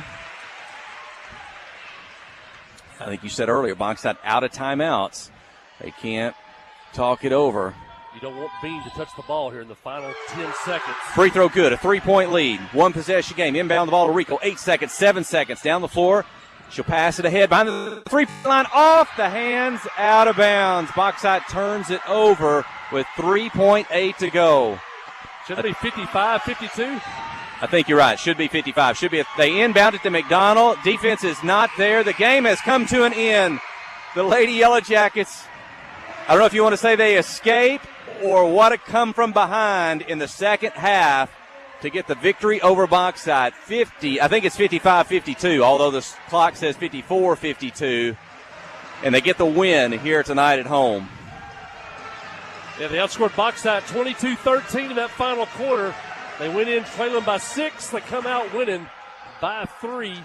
And the Yellow Jackets get a huge conference victory tonight. They go 2-0 now in conference play. Bauxite falls to 1-1. And you got to defend home court. Probably not the best performance of the Yellow Jackets this season, but a win's a win, and the Yellow Jackets will take it. Hey, the boys are coming out to warm up. Let's go ahead and take a break. When we return, we'll give you some final numbers, and we'll name the First Arkansas Bank and Trust Player of the Game. You're listening to KHPQ in Clinton High School Sports. Wherever the river flows and however the game goes. The River Company is a proud sponsor of Clinton Yellow Jacket Sports. Just like in sports, you want someone who has your back. The professional team at the River Company Insurance does just that. They'll work hard to find you the most coverage at the best possible price. Whether it's business, farm, ranch, personal, or automotive, the team at the River Company will get you exactly what you need. Sports is a team effort, so come join the team at the River, formerly S&P Insurance. The Blagg Law Firm is a proud supporter of Clinton High School Yellow Jacket sports. When you need an attorney, call the Blagg Law Firm. Whether it's an injury accident, criminal defense, DWI, family dispute, or Social Security disability, Ralph Blagg believes in equal justice for all. Located on Court Street in downtown Clinton and on the internet at blagglaw.com. The Blagg Law Firm, a proud supporter of Clinton High School sports. Towing and recovery is the last thing you think about until you really need it. Then you really want the best. There's only one name to call, Justin's Collision Repair, Towing and Recovery. They have the largest and latest model recovery fleet in North Central Arkansas. From small towing to heavy-duty towing, Justin's Collision Repair, Towing and Recovery on Highway 65 in Clinton is the one to call, 745-2992. That's Justin's Collision Repair, Towing and Recovery, 745-2992. Adventure awaits, and with the all-new lineup of Chevrolets, those adventures can become reality. Jolie Chevrolet has the best lineup of cars, SUVs, and trucks ever. Why go from A to B when imagination can take you everywhere? And remember, when you need service work, Jolie's service department can keep your Chevrolet running like new. Make your best deal today at Jolie Chevrolet in Clinton. Find new roads in your new Chevy vehicle. Friday night at the stadium is not the time to worry about your finances. Let First Arkansas Bank and Trust ease your mind with their mobile banking capabilities. You can check your balance, transfer funds between accounts, and even find the nearest ATM for dinner after a road game. The free mobile app is available on the iTunes Store and Android Market. You can cheer loud and proud for the Yellow Jackets because First Arkansas Bank and Trust has you covered. See a branch for more details. Equal housing lender, member FDIC. F.L. Davis Cash Lumber, your Ace Hardware store, is a proud sponsor of Clinton Yellow Jacket Sports. F.L. Davis Cash Lumber can help with your electrical, plumbing, paint, tools, hardware, and flooring needs. They're a full-service hardware store and lumber yard. F.L. Davis can provide you with everything you need for your residential or commercial projects. The knowledgeable staff is always on hand to answer your questions. Visit F.L. Davis Cash Lumber, your Ace Hardware store. Same place, now Ace. Nobody has sold more Dodge, Chrysler Jeep Ram vehicles than the Landers family. If you're looking for a hassle-free, stress-free buying experience, then Cowboy Dodge, Chrysler Jeep Ram in Clinton is your place to shop. If you want to pay too much, buy somewhere else. If you want the car deal you've always waited for, Cowboy Chrysler Dodge Jeep Ram in Clinton is your place to shop. It's quick and easy. Jump online at cowboycdjr.com or give us a call at 501-745-5333. Cowboy up or you'll pay too much. Ozark Health is a wonderful diamond in the rough, I call it. Living in a rural community, having access to healthcare is critical. It has been a blessing to our community. Not that I want to go to the hospital, this last place that I really want to go, but this is a place I'd recommend to anybody. There's nothing like the individual care that you get here. It's phenomenal. Our purpose for being here is to serve people. It fills me with pride that we're able to do that. Ozark Health, your community hospital. Adventure awaits, and with the all-new lineup of Chevrolets, those adventures can become reality. Jolie Chevrolet has the best lineup of cars, SUVs, and trucks ever. Why go from A to B when imagination can take you everywhere? And remember, when you need service work, Jolie's service department can keep your Chevrolet running like new. Make your best deal today at Jolie Chevrolet in Clinton. Find new roads in your new Chevy vehicle. Steve Good at Goods Cash Savers says you can learn a lot about life by playing sports. You may never be the biggest or the fastest, but you can always try to be the very best and give 100%. And that's what they do every day at Goods Cash Saver. Even though they don't have the biggest building, they try to have every item that you might need in groceries. They also overachieve every day in their meat department. So when you're looking for a place to shop, give Goods Cash Saver a try. A supermarket that cares about you and your community and says, go Yellow Jackets. Nobody has sold more Dodge, Chrysler Jeep brand vehicles than the Landers family. If you're looking for a hassle-free, stress-free buying experience, then Cowboy Dodge, Chrysler Jeep Ram in Clinton is your place to shop. If you want to pay too much, buy somewhere else. If you want the car deal you've always waited for, Cowboy Chrysler Dodge Jeep Ram in Clinton is your place to shop. It's quick and easy. Jump online at cowboycdjr.com or give us a call at 501-745-5333. Cowboy up or you'll pay too much. The Blagg Law Firm is a proud supporter of Clinton High School Yellow Jacket sports. When you need an attorney, call the Blagg Law Firm. Whether it's an injury accident, criminal defense, DWI, family dispute, or Social Security disability, Ralph Blagg believes in equal justice for all. Located on Court Street in downtown Clinton and on the internet at blagglaw.com. The Blagg Law Firm, a proud supporter of Clinton High School sports. Wherever the river flows and however the game goes.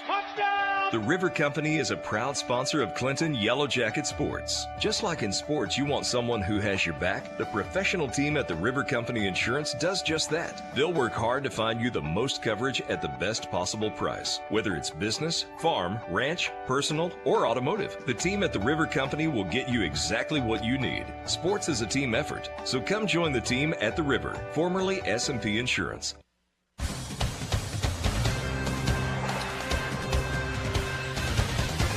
And 55-52, your final tonight. The Clinton Lady Yellow Jackets over the Bauxite Miners in a game. Maybe it wasn't pretty, but the Yellow Jackets, boy, they scrap and they erase the Bauxite 9-point lead in the second half to come away and get the victory at home in a game that, hey, again, we talked about this may be the two best teams in the conference by the time we get to the end of the season. So a big win tonight to keep home court on what we talked about. If you were listening to us last week, Conference 4A of Conference 4 of Class 4A, the coaches have elected not to have a season-ending district tournament. What that means is that when you get to the end of the season, after the round robin, each team plays each other twice during the regular season.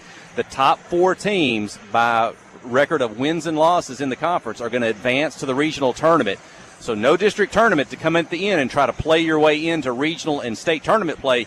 You got to win these games in December to build up that record come the mid-February to get into the regional tournament. So a big win tonight at home. The Yellow Jackets hold serve, maybe we like to say. We'll see what happens in Bauxite after the first of the year. Going to jump quickly. Hey, let's go ahead to the first Arkansas Bank and Trust players of the game. I'm going to do co-players tonight. Katie Gifford has a fantastic first half to get the Lady Yellow Jackets started. Big offensive first quarter for the Yellow Jackets. She finishes tonight, I think, with 12 total points in the ball game. She had 8 in the first half. Offensively, defensively, I can say she played big, and that's almost a pun if you Katie, one of the bigger players on the floor, but she played quick, she played big, and a big start tonight for Clinton. Big in the first half. Sydney Standridge, big throughout the ball game, going to finish as Clinton's leading scorer with 16 on the night. She's going to get 7 in the second half. She was big down the end there offensively, on the boards, hands on the ball a lot of times late in this ball game to help get the victory for the Yellow Jackets. So how about co-players of the game tonight? Cindy Standridge and Casey Gifford. Dad's with me here on the radio before he steps away to take care of some pregame duty with the boys here. Your thoughts on the game tonight, Casey? Oh, man, I'm really impressed with this team.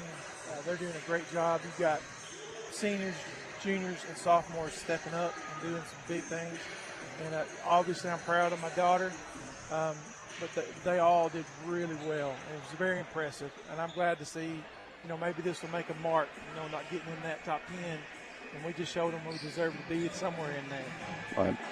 Also scoring tonight for the Yellow Jackets, Reese McDonald finishes with 9, and Gracie Linville with 4 points on the night. Maggie Gresham had 6, and who else we had with 8 on the night? We had Kinley Keith with 8 points on the night for the Yellow Jackets. For Bauxite tonight, 10 points for Gracie Hill, 2 for Layla Patrick, 3 points for Ashley Robinson, 8 for Madeline Edwards, 12 for Gracie McDade, and Bauxite's leading scorer, Gracie Bean, 17 tonight, including 3 3-point field goals. Lady Yellow Jackets get the win, and they will. We'll talk about maybe the upcoming schedule again more as the night goes on. I'm going to let you got to step away, Casey, for the starting lineups.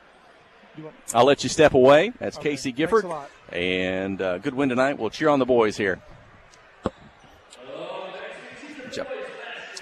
Let's go ahead and take one more break. When we return, we'll be ready for the tip. You're listening to KHPQ and Clinton High School Sports.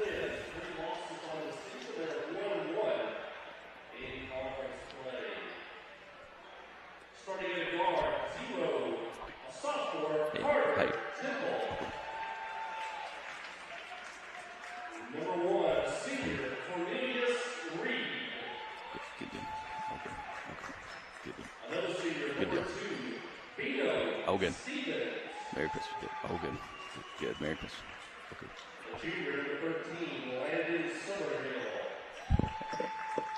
And we may still, I think we're still, I'm sorry, step away for a moment. As Mike Holly is away from the mic, he is introducing the starting lineups tonight for a public address. He will join us on the Bauxite broadcast here in just a moment. Well, I was going to give you some pregame notes here in this one, but the lights have gone out at Yellow Jacket Arena. The spotlight's going to come on. The disco lights are on, and the Clinton Senior Boys about to be announced. And coming off of last week when they won one, lost one, defeated Pulaski Robinson in a fantastic ball game on Tuesday night here at Yellow Jacket Arena. A close one. Came away with a win. We talked about, these look like two of the top teams in the conference. If there's anyone better as the season goes on, and look for these two teams, Clinton and Robinson, to be big at the end of the year.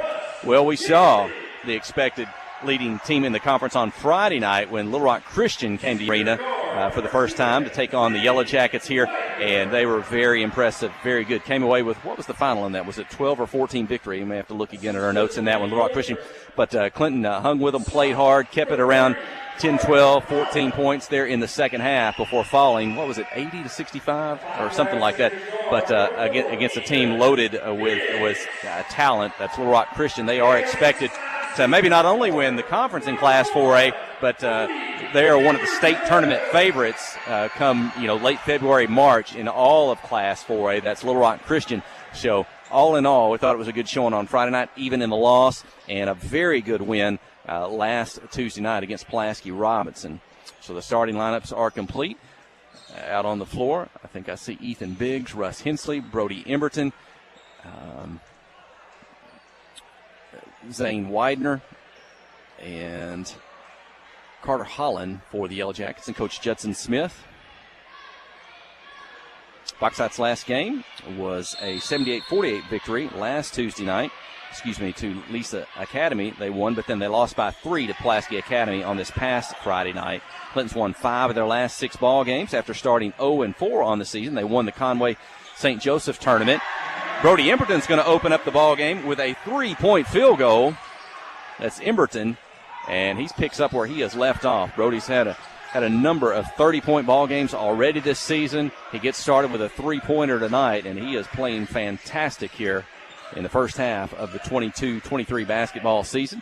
Drive the baseline, shot up, won't go, long over the rim. Russ Hensley with the rebound. He gets it to Emberton. Brody's down the floor. He's got that 3, picks up his dribble in the corner, back to Widener, cross-court pass to Biggs.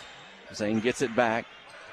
Carter Holland dribbles down the lane. Couple defenders. He'll get in the air, draw a foul, and Holland's going to go to the free throw line. Holland and Emerton, both big offensive games for Clinton a week ago in that Tuesday ball game. I think Holland with a 20-plus point effort, Emerton with a 30-point-plus effort. And Holland, boy, he's a fantastic addition to the Yellow Jackets this year. Only a sophomore, coming in, played at Mountain View previously, but now he's a Yellow Jacket. He gets his first free throw, and he'll have a second. He gets it as well. It's Clinton 5, Bauxite 0.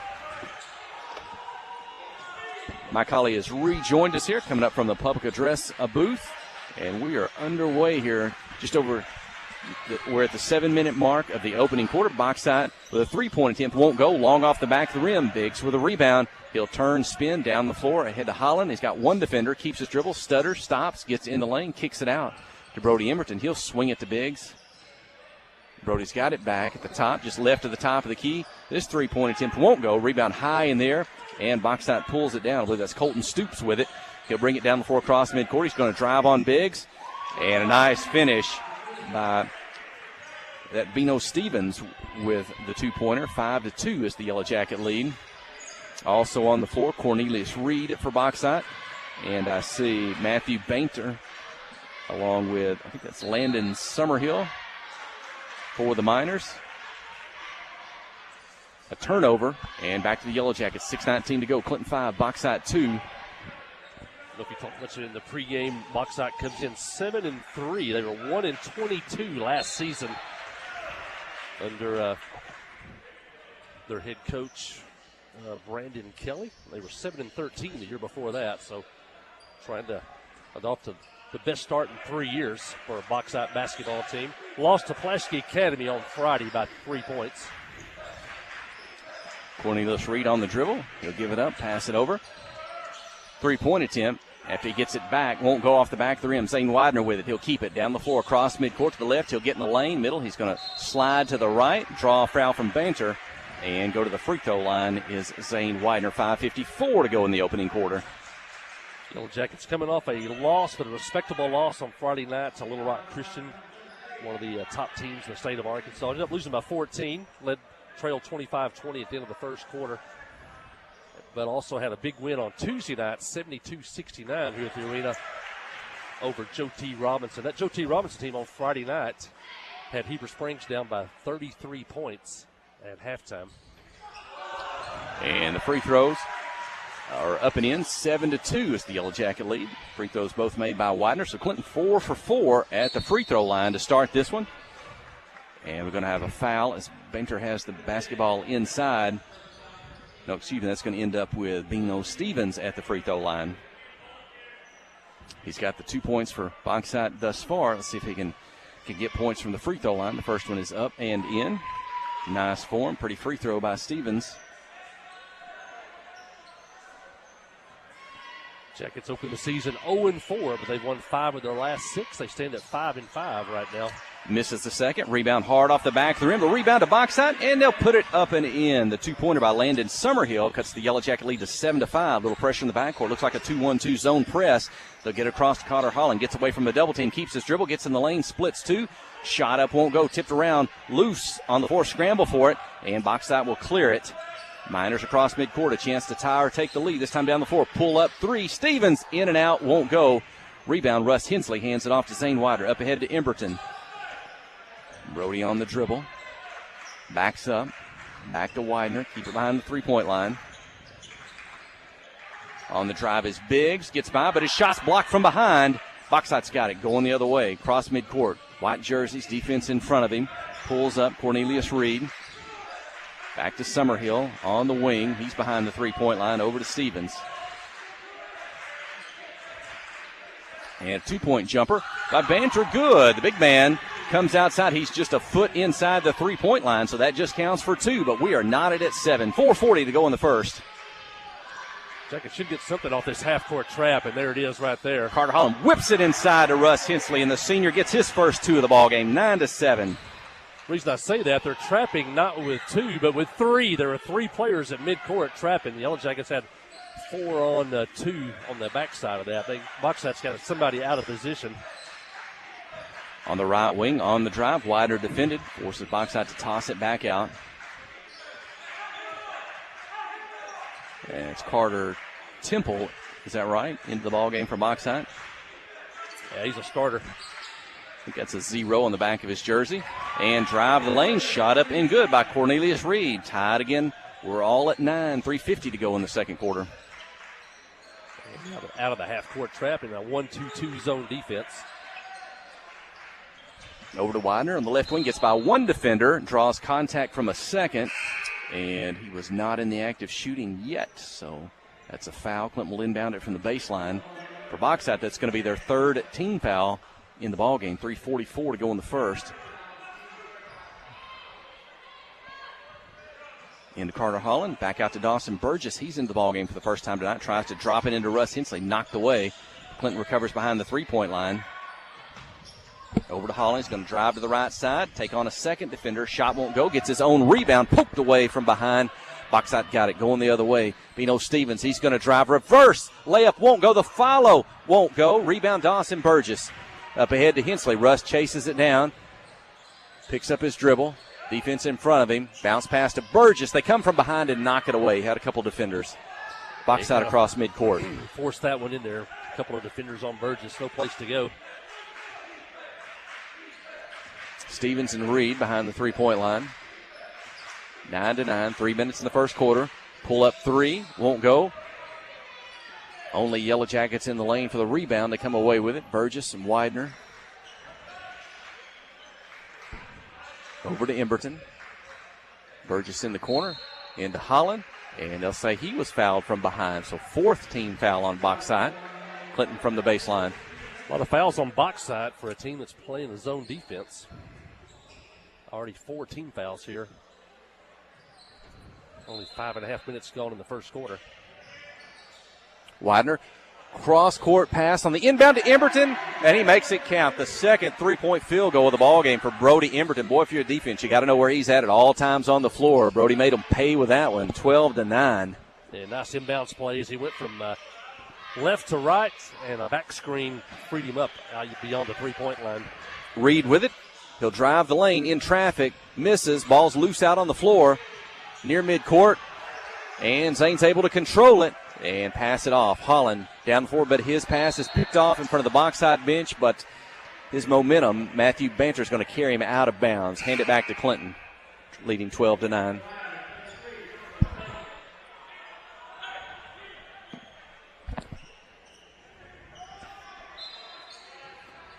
Now Emberton will inbound in front of the Bauxite bench, and he's going to toss it high to Zane Widener near the midcourt stripe. Well, I'm not sure about that one. There's no backcourt in inbounds play, and I really can't say that he established his feet in the front court. He was backing up near the midcourt circle when the ball hit his hands when he had possession, where he started and where he ended up. The official's going to say that was a backcourt violation and give it to Bauxite. I think touching the ball is different than a complete possession. He may have touched the ball at or on the line and ended up in the backcourt, but not sure if he ever fully caught the ball. He was in the backcourt. But Bauxite hands back the favor as they throw one out of bounds.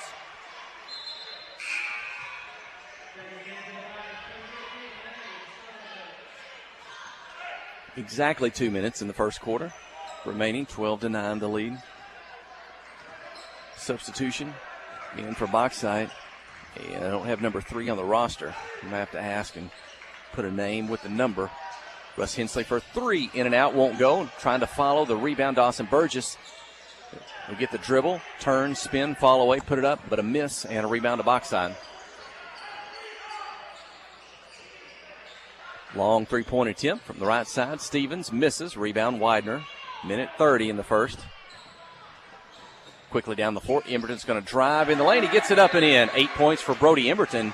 14-9. Bauxite wants a timeout. A minute 25 remaining in the first. When we return, you're listening to KHPQ in Clinton High School Sports.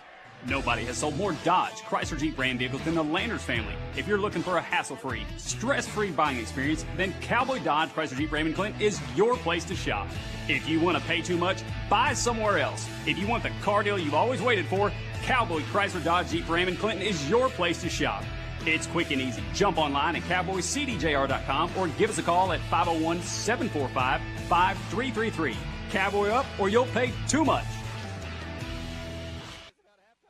Wherever the river flows and however the game goes.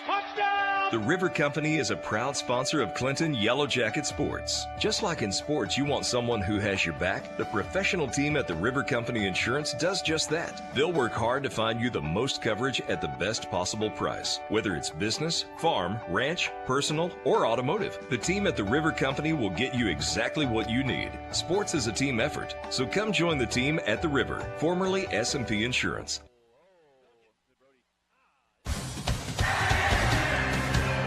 Well, you missed a turnover while we were going there. Bauxite threw it away. The Yellow Jackets from Burgess to Emberton, and I'm going to call it a semi-dunk. He couldn't get his feet quite right. The Yellow Jackets score, lead 16-9. 50 seconds remaining in the first quarter. Reed's going to drive the lane, and he gets 2. 16-11. Defense drops back. Clinton inbounds it. Zane Widener across midcourt.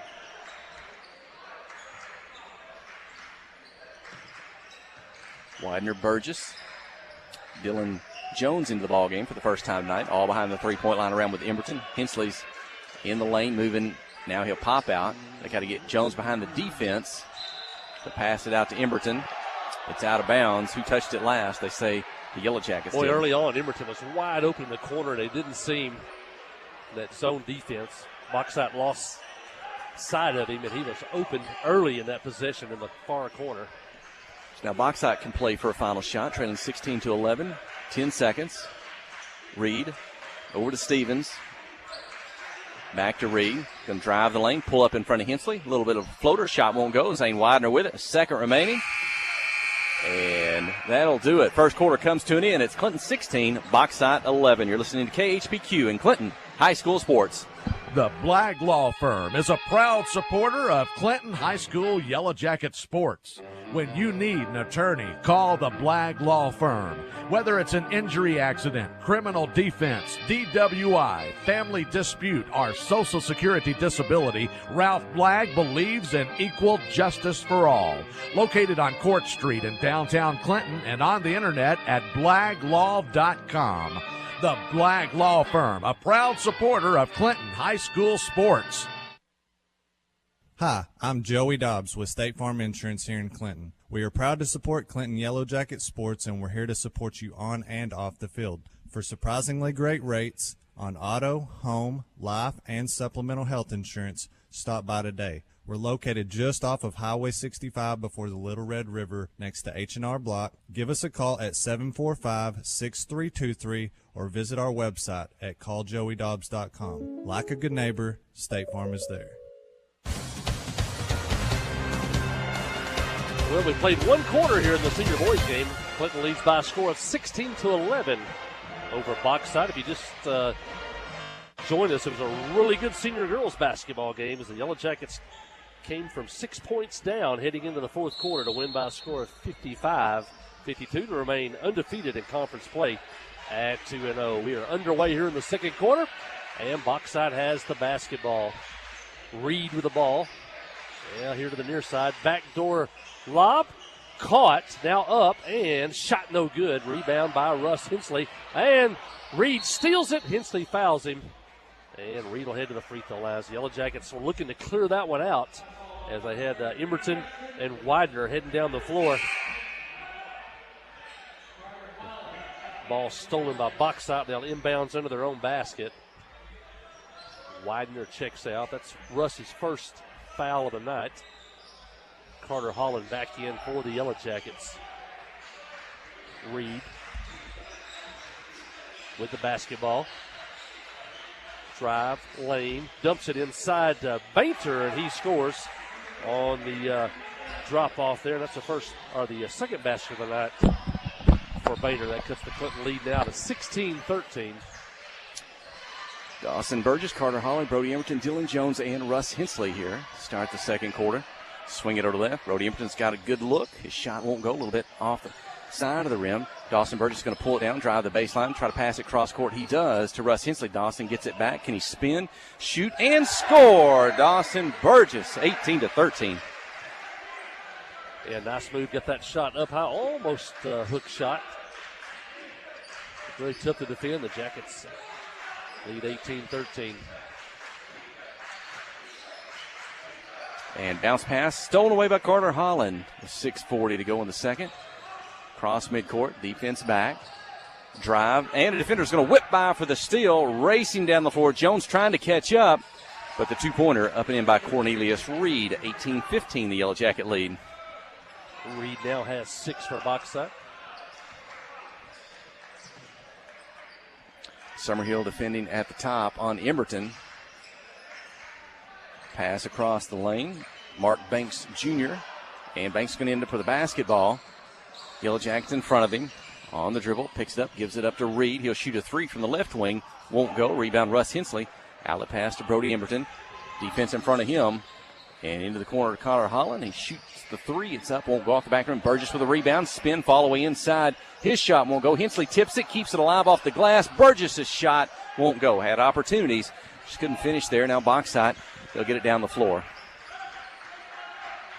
5:40 in the second quarter. Clinton 18, Bauxite 15.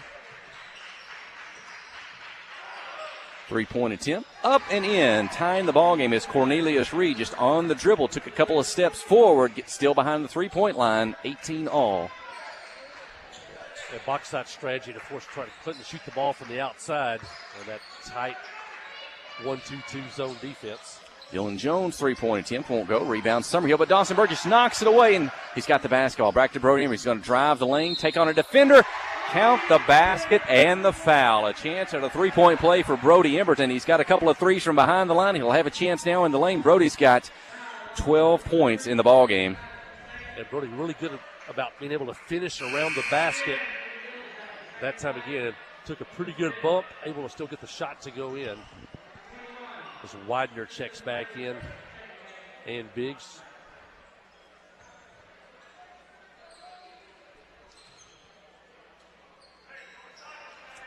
And Emberton knocks down the free throw, 21-18.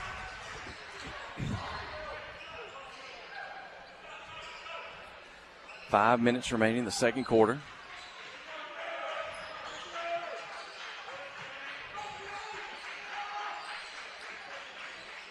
Banks on the right side.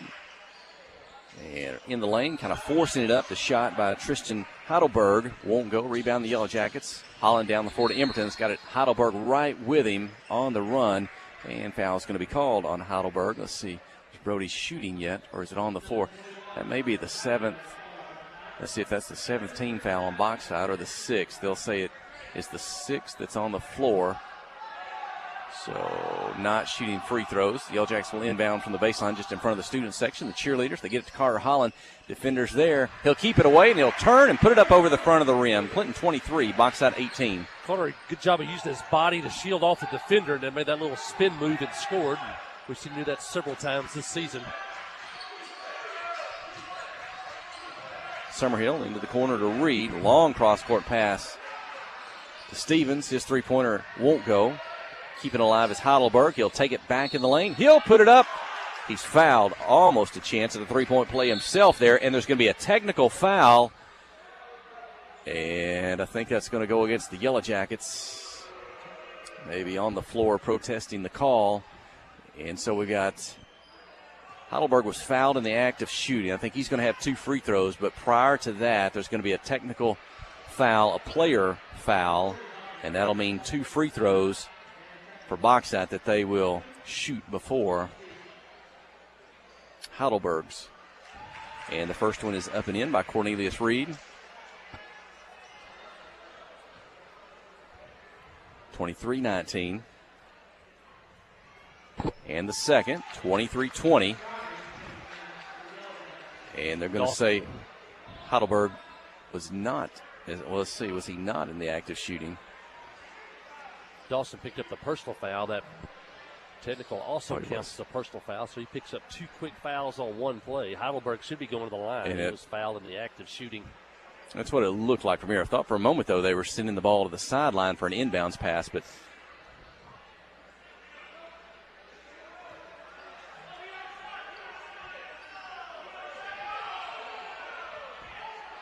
Heidelberg was the shooter. that was fouled that started this series. The referees got it backwards. Heidelberg should have shot his 2 first, and then the technical fouls will be the 3rd and 4th shots. They actually shot them out of order. So you're an official, my colleague. How do you make it right here? Bauxite's made both free throws. Does it matter at this point? Just get the right person shooting the ball? Yeah, because Bauxite's going to get the ball out of bounds, too, once all this is over, so it really doesn't matter. But Clinton probably wants Heidelberg to shoot the free throws he's entitled to because they just saw Stevens make 2 in a row. Don't give him 2 more. And I think that's going to be the call. And the Jetson Smiths want to make sure things are clear on that. But now are they going to clear the free throw lane? Doesn't hurt anything. Doesn't, right. It's just they shot them out of order. You take them in the order in which they come, the personal foul first and the technical. And they clear the free throw lane, which usually looks like a technical foul. It doesn't matter here because whether he makes or misses, Bauxite's going to inbound the basketball, we believe. Now, Heidelberg makes both free throws, so 4 for 4 at the line, and Bauxite's going to get possession because of technical foul. Now, Justin Smith's protesting a little bit in the official's ear on that sideline. It looked to us like it kind of all worked. He's still protesting. He's trying to get the official to the scorer's table to straighten something out. So I don't know it. I think the score's correct. The shooters are correct. The shooters are just out of order. And Bauxite ends with the possession. So a little bit unusual. You often don't see